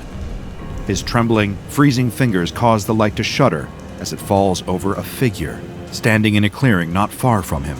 They're hunched over, the kind of posture that typically comes with old age, dragging a person's upper body closer and closer to the ground. But he can't get a clear look at them. Their back is turned. The backpacker calls out, trying to recall some of his guidebook's typical Russian greetings to get the person's attention. The figure turns and speaks, saying something in a low, raspy voice. It sounds close to the Russian language, but a dialect that's far too old for a novice like the backpacker to recognize, let alone understand. He cautiously steps closer, the flashlight revealing the figure is an elderly woman. What's she doing out here in the forest, all alone at night? The backpacker tries to ask for directions, mentioning the name of the small town he saw nearby on the map, just the other side of the forest. And then, he sees her. The old woman, illuminated under the flickering light. Her skin is wrinkled, covered in pockmarks and deep lines, and her beady black eyes stare out at him. Saliva drips from her mouth, dribbling down her chin. Each finger is tipped with a rotting, overgrown yellow nail, protruding out of her bony fingers like talons. And the entire time he looks at her, the backpacker can think only one thing. One phrase that the driver who intentionally abandoned him here said, and why it had sounded so familiar. Baba Yaga, a creature from local folklore who dwelled in the forests and lured people to their deaths, one that typically took the form of a decrepit old woman. As the flashlight in his frozen hand blinks off, the backpacker turns heel and dashes through the trees. The rational part of his brain has been drowned out by the screaming, terrified panic. He throws off his heavy backpack, not daring to so much as peek over his shoulder for fear of seeing the face of the old woman in his peripheral vision, her claw-like hands reaching for him to tear him to shreds. Freed from his own cumbersome belongings, he rushes back through the forest, hoping he is going the same way he came. Something lightly brushes at his skin, causing him to scream and splutter, swiping his hands to try and swat it away. Light, thin cobwebs cling to him as the backpacker tries to clear them from his arms, face, and hair. Then, suddenly, he feels calm again. Better than calm. He feels good, as if he wasn't just fleeing for his life. The dark of the forest around him seems to brighten, and he lies down on the snow-covered ground with a relaxed sigh. He doesn't even notice the old woman slowly shuffling towards him, or feel her teeth sinking into his flesh. A report of a missing hitchhiker was filed after a man was caught bragging in a bar about ditching someone on the side of the road. Local authorities questioned the driver and asked him why he'd left an innocent backpacker to potentially die in the freezing forest. The driver simply chuckled and sneered in Russian. The Baba Yaga needs to eat. Humanoid SCPs can often be some of the most unsettling of all the anomalies that the Foundation can encounter. Sure, the sight of a creature like SCP-682 or SCP-096 is often terrifying in both their ferocity and the danger they present. But there's something about a being that looks almost human, but isn't, that can be particularly unnerving. It's the sense of familiarity, the appearance of another person that causes us to subconsciously lower our guard and relax, only to be rewarded for being so trusting with a swift and brutal death. Such is the case with SCP-352, often referred to by the name it is given in Slavic folklore, Baba Yaga. Now, while you might be forgiven for believing that this name refers to the boogeyman, or synonymous with a hitman known for being the person to call if you wanted to kill said boogeyman, the reality is a little different. According to tales from Eastern Europe that date back centuries, the Baba Yaga is a creature that dwells deep in the heart of the forest, bearing the appearance of an old woman, often described as appearing particularly grotesque. The Baba Yaga of legend differs from our notion of what we might call the boogeyman, existing solely to cause some form of supernatural torment to others. Instead, Baba Yaga is more often considered to be a more ambiguous figure, who will either hinder or provide aid to any who encounter her, should they seek her out in the forests. Some stories have even portrayed her as a sympathetic, maternal creature, responsible for the protection of wildlife. The point being, Baba Yaga is far more of a mysterious and multifaceted being than you may think, at least according to the stories. Much like the legends often suggest, SCP-352 also appears to be an old, emaciated woman. So old, in fact, that it's hard to determine her exact age. Little is known about her exact origins. However, what has been documented by the SCP Foundation is her speech patterns. SCP-352 exclusively speaks in a dialect reminiscent of Old Russian, the medieval precursor to the modern Russian language. Despite this, however, her thick accent and regional dialect have made it nearly impossible to translate anything she says, even by the Foundation's most accomplished linguistic experts. What also doesn't help is just how little SCP-352 is willing to communicate. The few times she has, and from what sparse patterns of her speech are decipherable, SCP-352 offers little information, and instead only gives out threats and vows of one day having her revenge. Given how highly aggressive in nature she is, SCP-352 has never given the Foundation her name or revealed if she even has one. Next to no background information has been uncovered about her, either through attempting to converse with SCP-352 directly or by conducting research into her past. Now, a hostile and uncooperative elderly woman who doesn't like to communicate outside of threats might not seem all that unsettling, unless you've worked in retail, but it's true that from the outside, there doesn't appear to be anything all that anomalous or even unsettling about SCP-352. At first, at least. But the notion of her being a harmless old lady fades away in an instant as soon as you get a glimpse of the monster within. Looks, after all, can be deceiving, and with SCP-352, deception seems to be the intention. Foundation researchers have discovered that this anomaly, whilst seeming like a frail old lady, actually possesses a level of strength far beyond that typical of an ordinary human at her apparent age. The same can also be said of her speed, given she is far faster than should be possible, especially given her apparently weaker stature. Yet, despite the assumptions that can be made from her external attributes, SCP-352 has been known to move masses in excess of 200 kilos with little difficulty, as well as moving at speeds of around 70 kilometers per hour. Those feats would be considered superhuman for an elite athlete, let alone a seemingly decrepit old woman. But then again, even the most accomplished and athletic person can't regenerate wounds. SCP-352, on the other hand, has been observed to have the ability of rapid cellular repair, healing from injuries that would be otherwise fatal to an ordinary person. This includes even extreme instances of bodily damage. While the reconstruction of her body can take anywhere between a few days to several weeks, and perhaps isn't as fast as some other entities, it does mean that little can be done to permanently destroy SCP-352. However, curiously, according to analysis by research teams, she still appears to be human, at least internally. She possesses muscles, bones, and internal organs that are all in a state of advanced aging, seemingly consistent with her external elderly appearance, in a way that her anomalous speed, strength, and bodily regeneration aren't. But these factors alone certainly seem like tenuous reasons to nickname SCP-352 after the infamous Baba Yaga of Eastern European folklore. There must be a more cogent explanation as to why some among the Foundation are scared to even go near her, believing her to really be the terrifying, decrepit, forest-dwelling figure of legend. And it's true, there's certainly more to this anomaly than some enhanced abilities and apparent immortality. For one, SCP-352 possesses the ability to grow thin strands of a hair-like substance from any part of her body, and can seemingly do so at will. This thin biological thread of sorts can grow to be several meters in length within the span of only an hour. What's more, SCP-352 can also directly control these threads.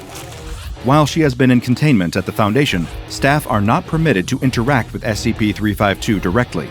However, during observation by personnel, these threads that grow from her body have been seen crawling up walls and across the floor of her containment chamber. An individual one of these threads is thinner and weaker than the consistency and tensile strength of ordinary human hair, although they are also clear, making them almost invisible to the naked eye, unless enough of a mass of them is present. Further analysis of these strands reveals that they're coated in a layer of enzyme that is unique to SCP-352. Although present in all of her bodily tissue, this enzyme that SCP-352 produces is at its highest level of concentration within the anomaly's saliva and hair. Chemical analysis conducted by Foundation researchers has still failed to determine the exact makeup of the enzyme itself. However, the side effects of it coming into contact with humans are very well documented. Should SCP-352's enzyme reach human tissue, it will begin to rapidly attack the nervous system, with symptoms that manifest in a number of unsettling and degenerative ways. Almost immediately, a person who so much as gets some of this enzyme on their skin will start to experience vivid hallucinations and will often have the logical part of their brain shut down, diminishing their cognitive ability and preventing them from thinking or acting rationally. The subject's pain receptors are also suppressed, meaning any serious injury will be unfelt and could potentially be life-threatening if left untreated. They will remain in this hallucinatory state for several days, depending on the level of exposure to the enzyme they've experienced. But the higher the dosage carries the greater likelihood of this manic state becoming permanent. One bite from SCP-352 is enough to achieve this result, driving its victims into a delirium where they can trust neither the things their eyes are seeing or the thoughts in their own brain. According to research conducted by the Foundation into SCP-352's habits, the creature sustains itself on a carnivorous diet, its main and preferred source of food being human flesh. And slowly, you're probably starting to put these different aspects of SCP-352 together into one gruesome picture. Like several strands spun together into a particularly unsettling web, almost exactly like the kind that SCP-352 weaves to catch its prey. Much like a spider, SCP-352 uses the threads produced by her body to create a web of hair, waiting for her prey to stumble into it. By exposing them to the enzyme in her saliva, she can cause them to rapidly become docile, aided particularly by the enzyme's hallucinogenic and pain-numbing properties. Once they've been bitten or otherwise suffered exposure to the enzyme, SCP-352 will trap her victim and begin to devour them. As has been observed by Foundation personnel both during testings and during SCP-352's discovery, she doesn't like her prey running away. As such, the anomalous old woman will often begin by completely disabling and incapacitating them. She then spends the following few days gradually eating her human prey until there is nothing left of them. Despite the horrific, stomach-churning images of SCP-352 eating someone being positively traumatizing to anyone unlucky enough to witness it, the victims themselves are often docile throughout the grisly process. Thanks to the enzyme in their systems, these unfortunate persons are often numb to the painful sensations and often experience an elevated rush of dopamine instead of the intense fear you might expect from a person being devoured by a decrepit old lady. Most of SCP-352's victims display a lack of awareness of their surroundings, with no knowledge of the outside world, as they suffer their own ingestion and eventual demise. Before the Foundation had a chance to observe all of this firsthand, reports of an enchanted forest were responsible for drawing their attention to a small township in southern Russia. According to the local stories circulating at the time, a witch had been responsible for the deaths of several people nearby. But it wasn't until word of this supposed witch's capture reached them that the Foundation decided to take a closer look and send in a team to investigate. A recovery team arrived in southern Russia, expecting to find the captured anomaly and some townspeople up in arms at the perpetrator of the recent deaths. Instead, they arrived to discover the area was deserted, not a living soul in sight. As they fanned out to explore the area, the first of the unsettling discoveries soon presented itself. A number of dead bodies in various states of decay. The smell was unbearable, but what was worse was there was no sign of the so-called witch. They soon happened across a clue as to where she might be, though. There was a trail of blood in the snow, leading from the town towards the forest at its outskirts. The shape and direction of the blood seemed to indicate that the bodies were dragged in the direction of the forest, the same place the locals had reported was enchanted.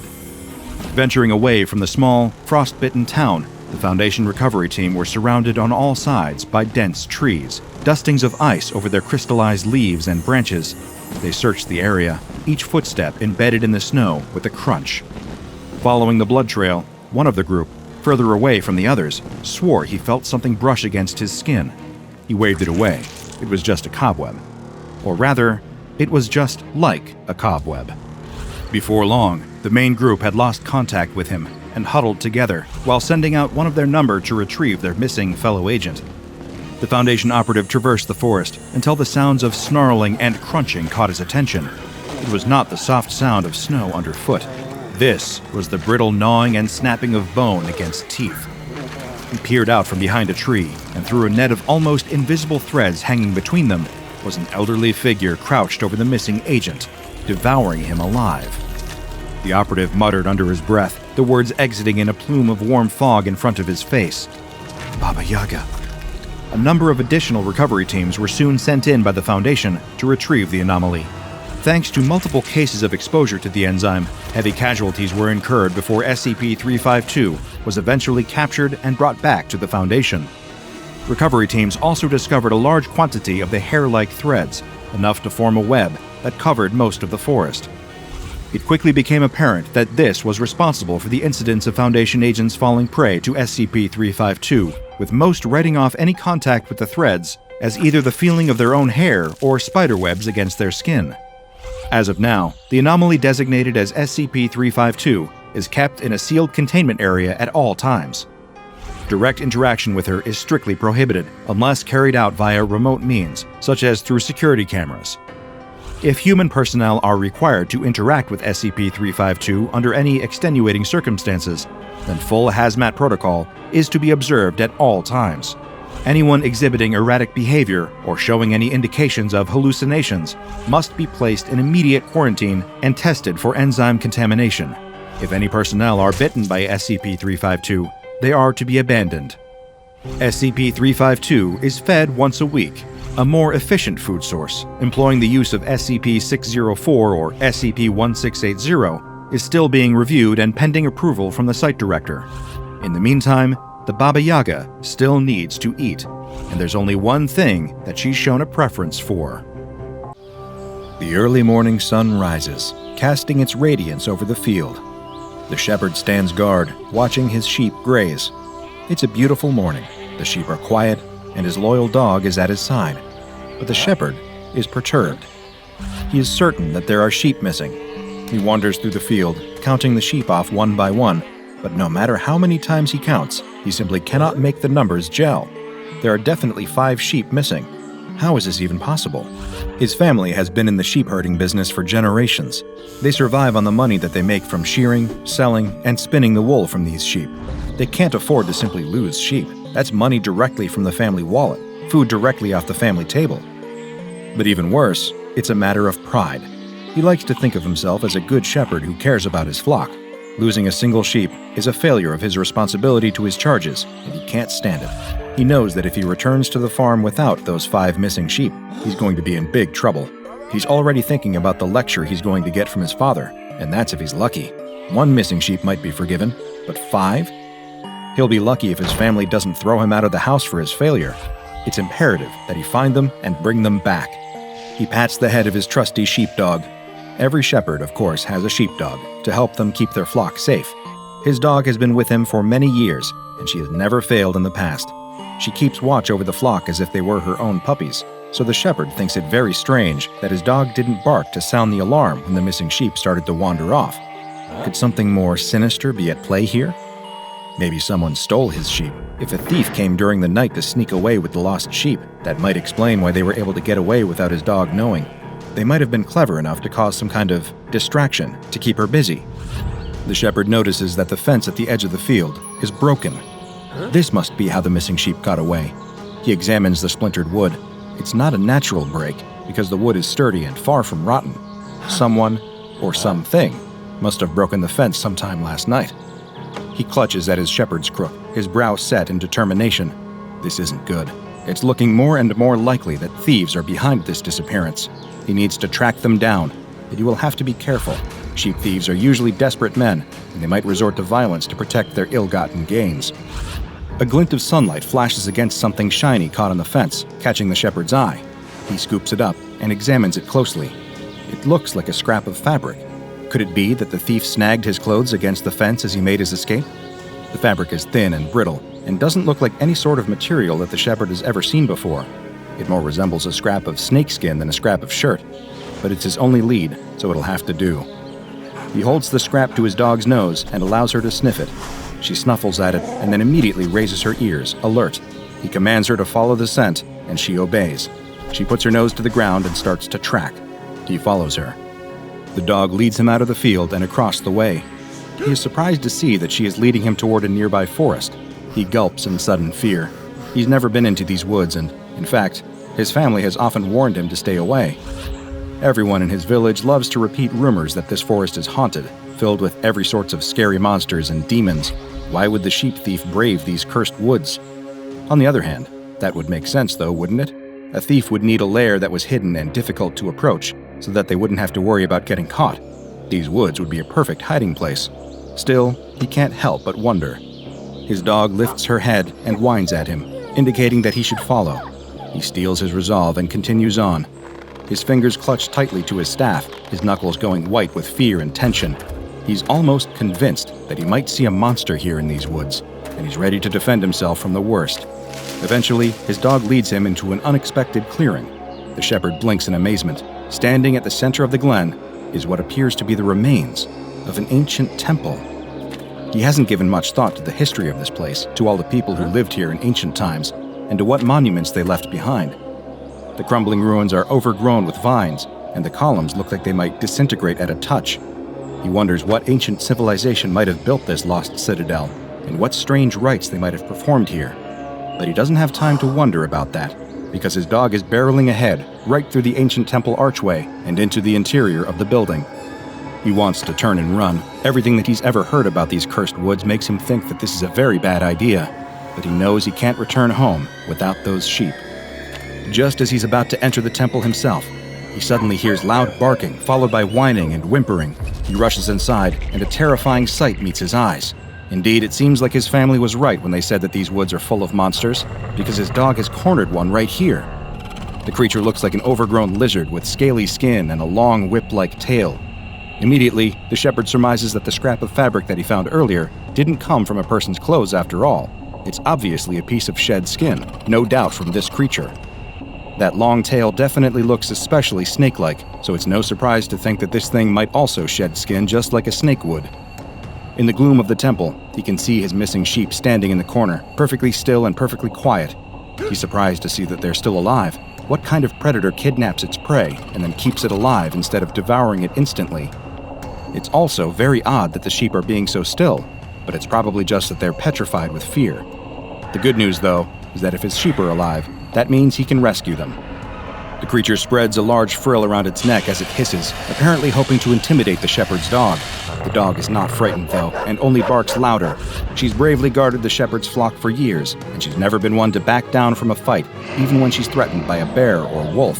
So of course, she's not going to back down from a lizard.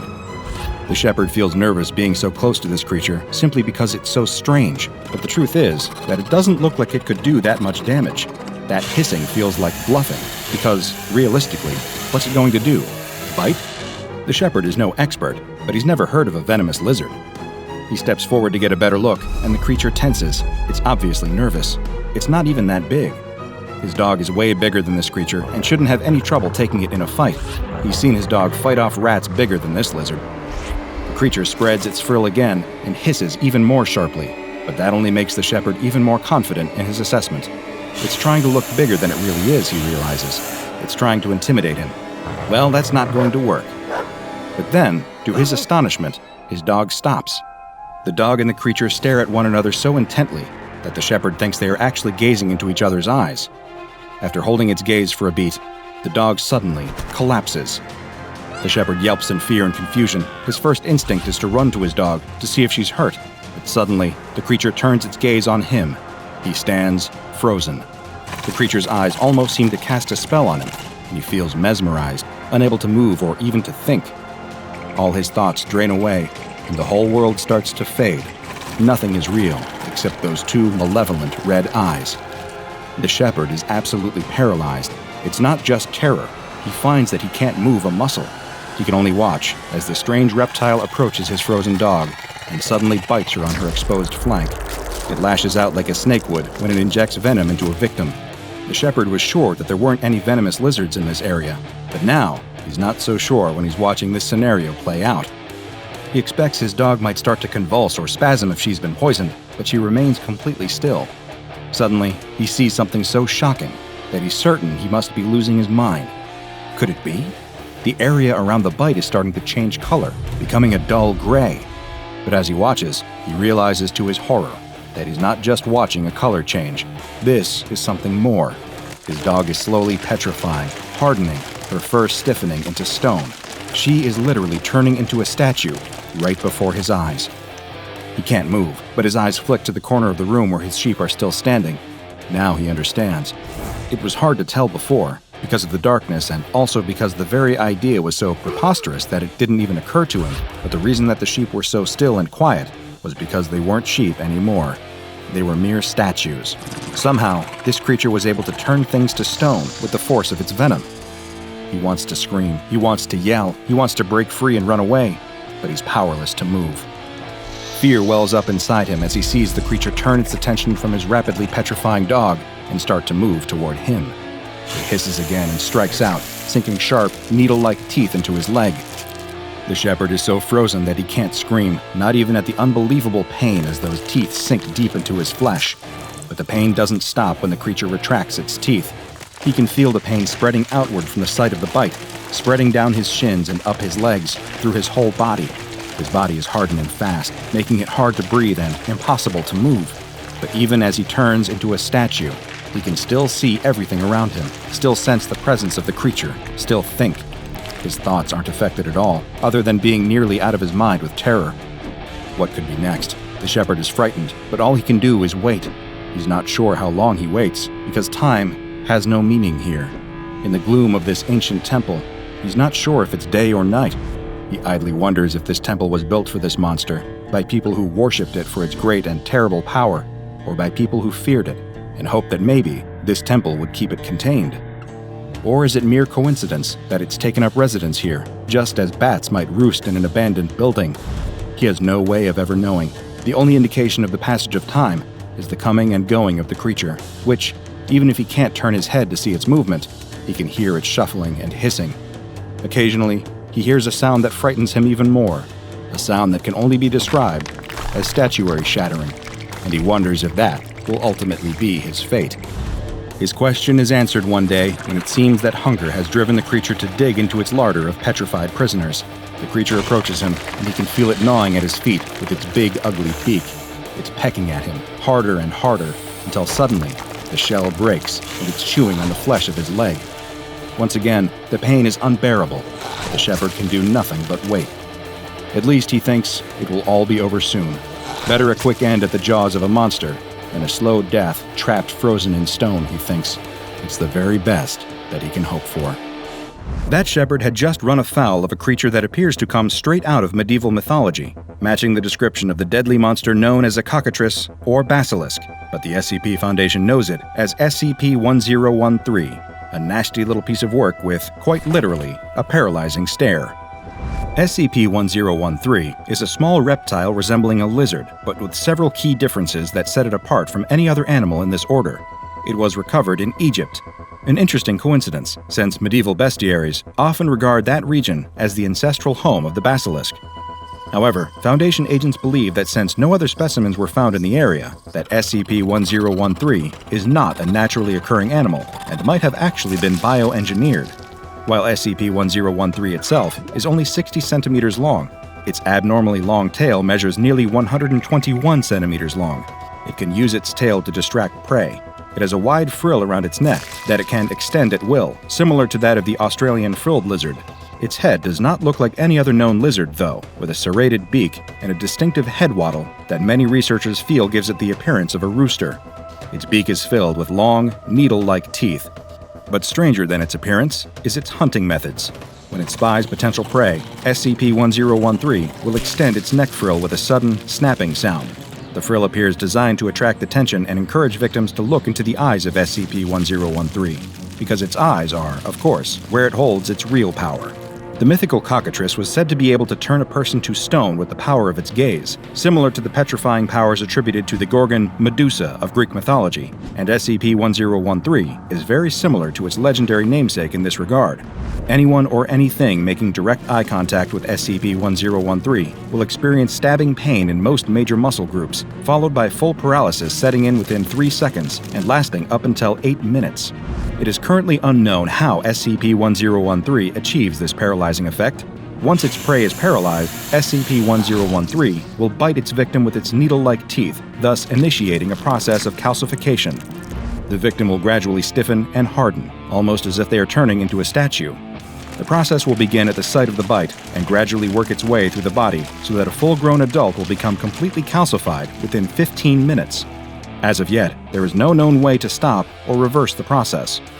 The calcification process only affects the outer layers of the victim, extending about 3 centimeters into the body, leaving all organs and internal tissues intact. It also does not affect the eyes or mucous membranes. This means that victims of SCP-1013 are still alive, but cannot move or react. Perhaps even more horrifying, SCP-1013 then eats its victims alive. SCP-1013 feeds by breaking the hardened outer layer with its beak, much like a young chick would break its way out of an egg, and then feeding on the soft tissues preserved within. The victim will experience excruciating pain as the creature eats them alive, but they cannot resist. They cannot even scream to give voice to their pain.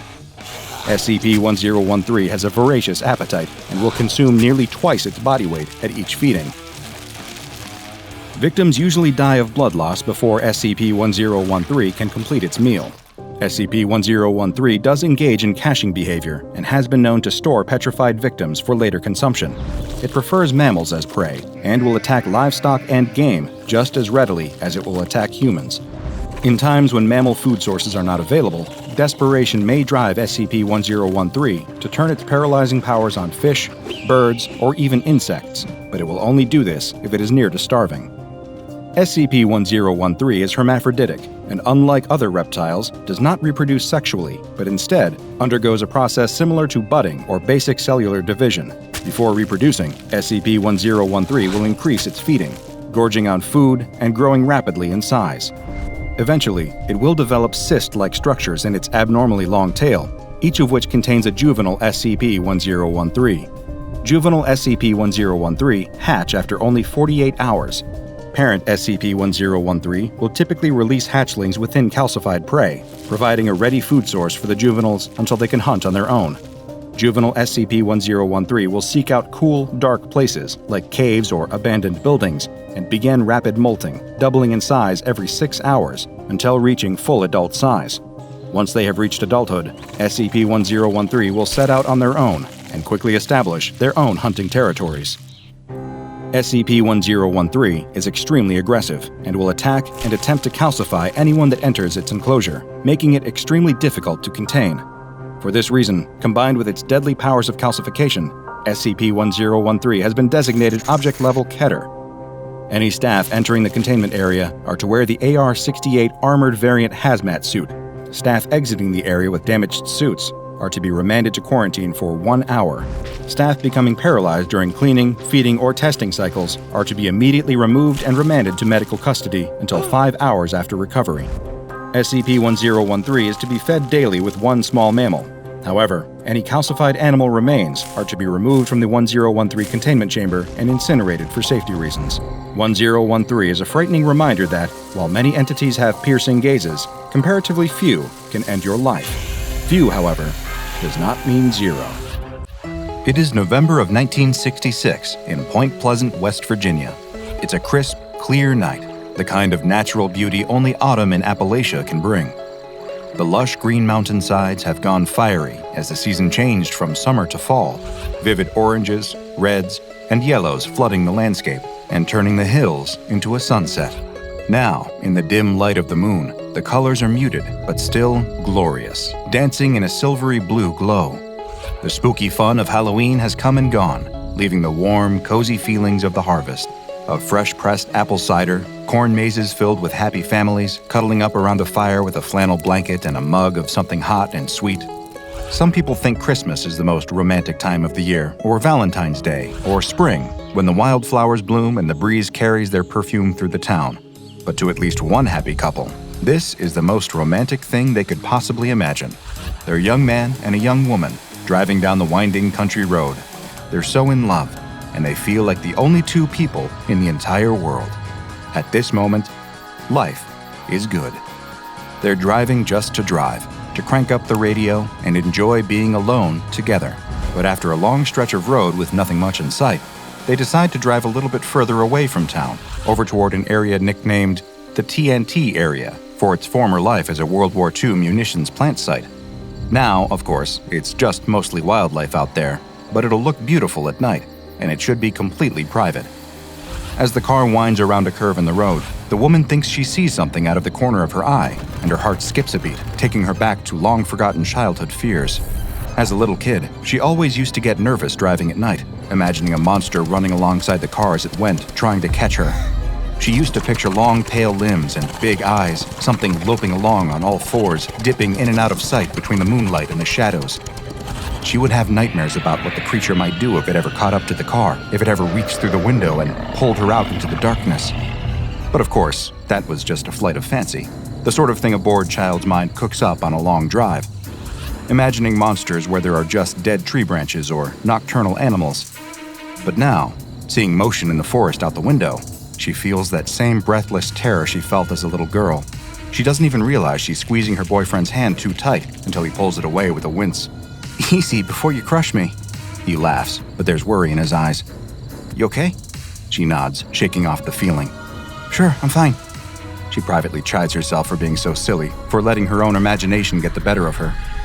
She's lived in Point Pleasant all her life. She's no stranger to wildlife. Animals come out at night sometimes. It's just as much their world to live in as it is hers, she reminds herself. She's just starting to settle in, to let herself relax, when she sees it again. A fluttering motion, like great big dark wings, flapping at the edge of the area illuminated by the headlights. Something about it, the way it moves, the way it shimmers in the light, that seems to shine right through it like black mist. It feels deeply wrong. Like the old stories her grandfather used to tell her about the things you see in the mountains late at night, things you never want to come close to. He'd once told her about a mountain lion with the face of a woman, or a deer he watched stand up on its hind legs. She'd never seen anything quite like that, but the feeling he described, the deep sense of the unnatural, the way her mind and body recoil instinctively from this sight, feels the same. "Did you see that?" she asks, her throat so tight that her voice comes out in a whisper. Her boyfriend shakes his head. "See what? There deer out there? You know, a deer completely wrecked my last car, ran right into me.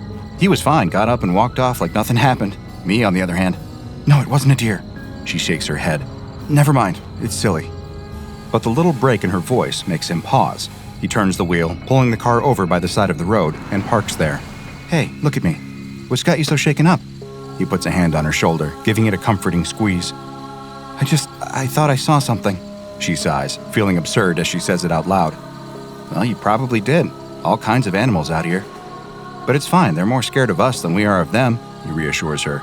She shakes her head, frowning. "No, I know that. It wasn't an animal, I think. I couldn't quite see it, but I got this awful feeling. All the hairs on the back of my neck stood up. Whatever I got a glimpse of, I can't explain it. I just feel like there was something wrong, like it wasn't supposed to be here." She rests her face in her hands, struggling to find the words.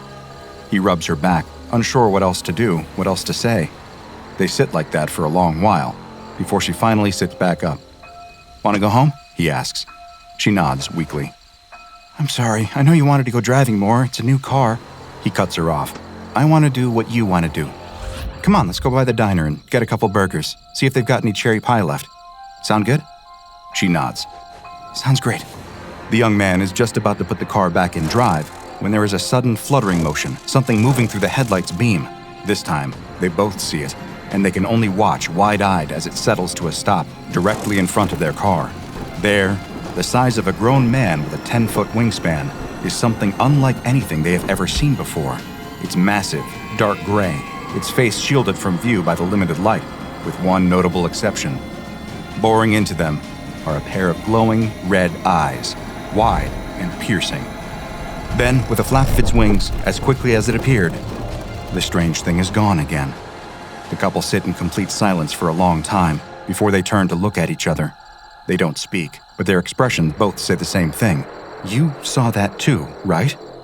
Still too shocked to speak, the young man cranks the engine with trembling hands, and the two speed off back down the deserted road toward town. They have to get back. They have to call the police and tell them... What? That they saw a monster, a flying man with glowing eyes? Will anyone even believe them? Suddenly, the young woman's voice breaks through the tense quiet in the car. "Behind us!" she cries out. The man glances in the rearview mirror and sees what he would assume were red headlights if he didn't already recognize them. Sure enough, the massive thing is flying behind their car, following them along the road. The car takes a turn, and so does the creature. The car speeds up, and it flaps its wings to catch up to them. It doesn't do anything else, doesn't try to grab them or break the back windshield, it just follows them, watching with an expression that he could almost call curiosity. Then, after 5 tense miles, it just disappears again, and they're alone. Truly alone. That chill on the back of their necks is gone, and they know that wherever that creature came from, it's gone back there, at least, for now. When they make it back to town, they pull into the police station and rush inside. They can hardly get their words out as they try to tell the officer on duty what exactly they saw. He's skeptical, of course. 2 scared kids seeing things that aren't there, he assumes. But they insist again and again that they know what they saw. He humors them, listens to their story, and suggests that it was some sort of large wild bird. Animals' eyes reflect light, he reminds them, and everything looks worse at night, especially when someone is already all worked up. Realizing they won't be believed, the couple head home and get ready for bed. But they don't sleep. They can't. All they can think about is that massive figure landing right in front of their car and staring directly at them. Its unbelievable wingspan, its speed, the strange interest it had shown in following them home until it disappeared without a trace. What did it want? Will it ever come back? As they lie in bed, staring up at the ceiling and replaying the events of the night again and again in their minds, they wonder if they'll ever get the answers to those questions. One thing is for certain, though. They'll never forget those eyes as long as they live. Contrary to what the police officer thought about their story, this pair of young lovers were not the only ones to see the strange, winged creature around Point Pleasant. Over the next month, others reported seeing similar things, and soon, eyewitness accounts were pouring in on a regular basis. A pair of volunteer firemen saw it while on duty, describing a massive bird with bright red eyes. A police officer reported seeing an unusually large bird-like animal with eyes that reflected the glow from his flashlight. A group of gravediggers doing their work looked up from their shovels to see something large, dark, and winged fly through the sky overhead, temporarily blotting out the moon. It soared overhead and landed in a far-off tree. All over town, people reported sightings of the creature, and the story grew and grew. The sheriff tried to calm the townspeople down, positing that it was just a sandhill crane, a large bird with a 7-foot wingspan and reddish coloring around its eyes. But the reports kept coming in, and they only got more bizarre. Some said it could fly over 100 miles per hour. Others said it could appear and disappear at will. A man in Salem, West Virginia blamed the creature for strange patterns appearing on the screen of his television set, and for strange noises he heard outside of his home at night. Then came the strange being's most infamous appearance. Eyewitnesses saw it, a massive, shadowy winged figure, on the night of December 15th, flying over the Silver Bridge, a suspension bridge over the Ohio River. Soon after this sighting, the bridge collapsed, and 46 people lost their lives. Though a fracture in the suspension chain was the culprit, people whispered around town that this mysterious creature was somehow responsible. If not responsible, then the monster was at least connected. It had to be. How could it be a coincidence? This mysterious apparition grew to be known as the Mothman, or simply Mothman. But to the SCP Foundation, it had a different name, SCP-2901, and according to their findings, there wasn't just one Mothman, but an entire species. SCP-2901 refers to a species of carnivorous scavenger creatures that, thus far, have demonstrated limited intelligence. They stand at an average height of 1.7 meters and generally appear to have an ellipsoidal shape, with 2 large red eyes covered in photophoric tissue. Their bodies are covered in tiny iridescent scales, similar to those found in moths, butterflies, and other insects belonging to the Lepidoptera order. They are not bound by standard rules of space or time, and are able to move through both at will. This gives them seemingly impossible abilities such as levitation, flight, teleportation, and the emission of an acoustic cancellation effect thought to help them avoid detection. In spite of these talents, they are still impervious to some ordinary forces, such as standard firearms. Due to their unique abilities making them especially elusive, these creatures have proven difficult to contain using conventional methods. Not only that, but it has become increasingly difficult over time to keep the general public from discussing the possibility of their existence. The first appearance of SCP-2901 on record occurred in West Virginia in 1967, shortly before the catastrophic collapse of the Silver Bridge.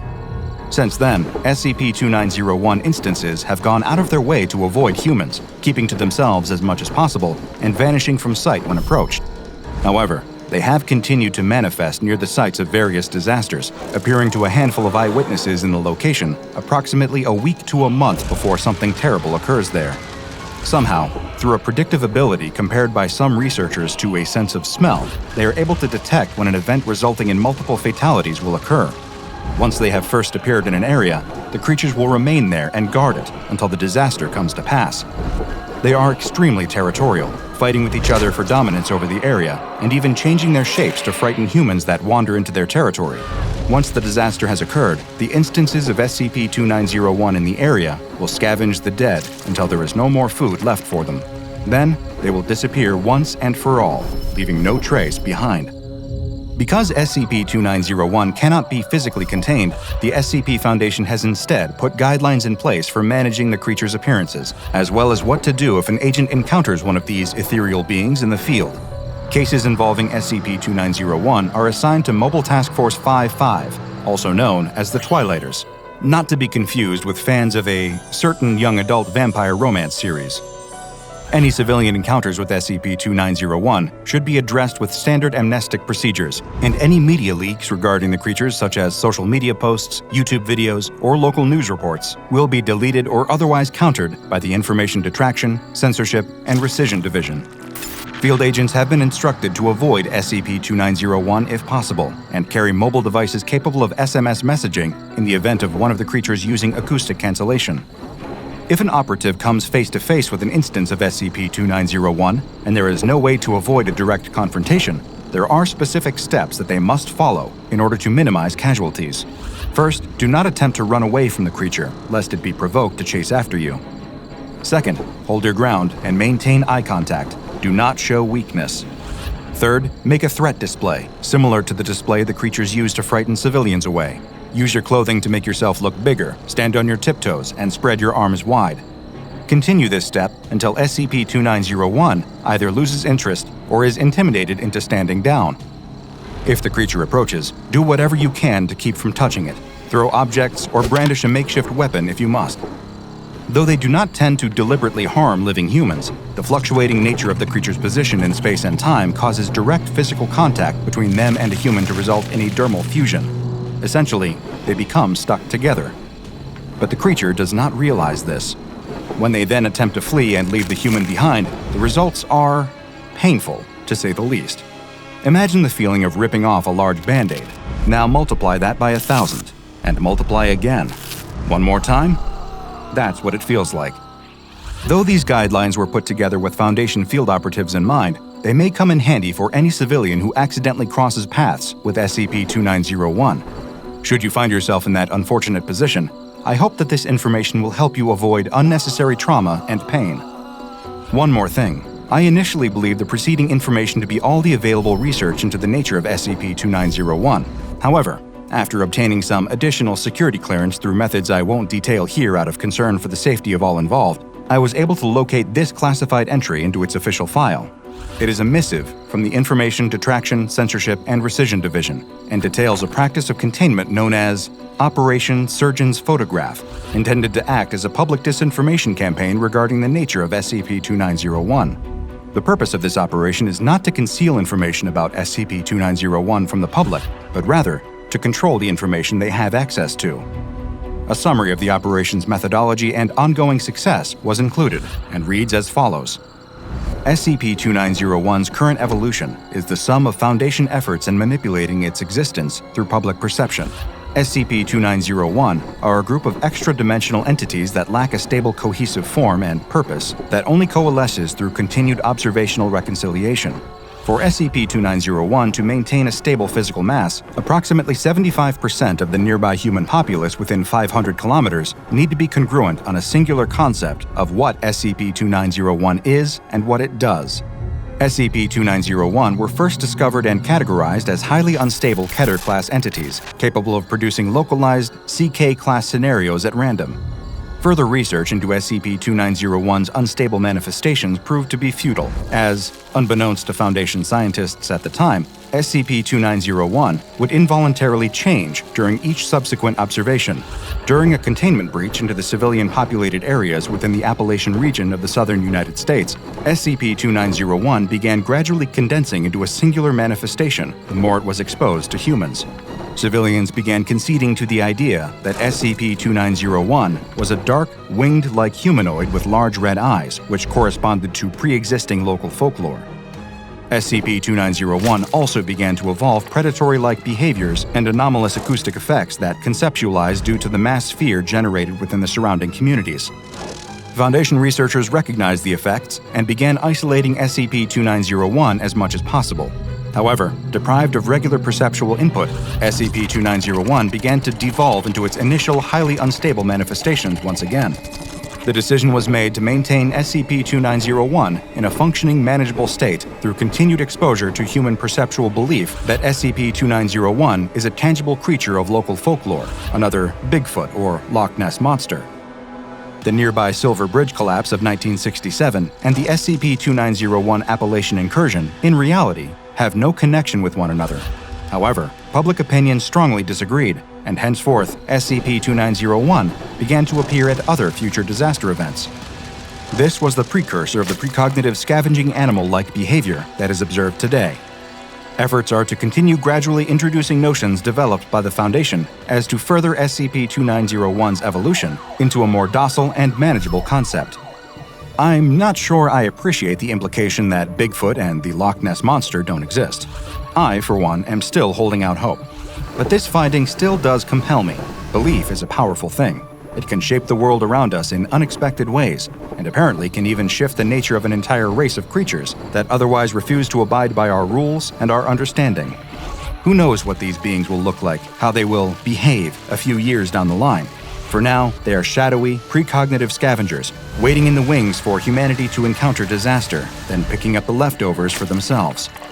They may not mean us any harm, but the sight of them can and should still strike terror into the heart.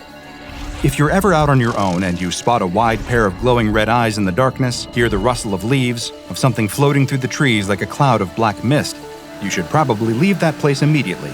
You won't want to be there for what's coming next, because whether it takes a day or a month, SCP-2901 only goes where it knows it will be fed. If you want to support this important mission while also getting influence over the anomalies we cover and an exclusive look behind the scenes, check out the DrBob Patreon and become a junior researcher today. Now go and watch another entry from the classified files of DrBob, such as SCP-4434 Anglerfish, for another glowing-eyed horror hiding in the darkness. And make sure you subscribe and turn on notifications so you don't miss a single anomaly as we delve further and further into the SCP Foundation's classified archives.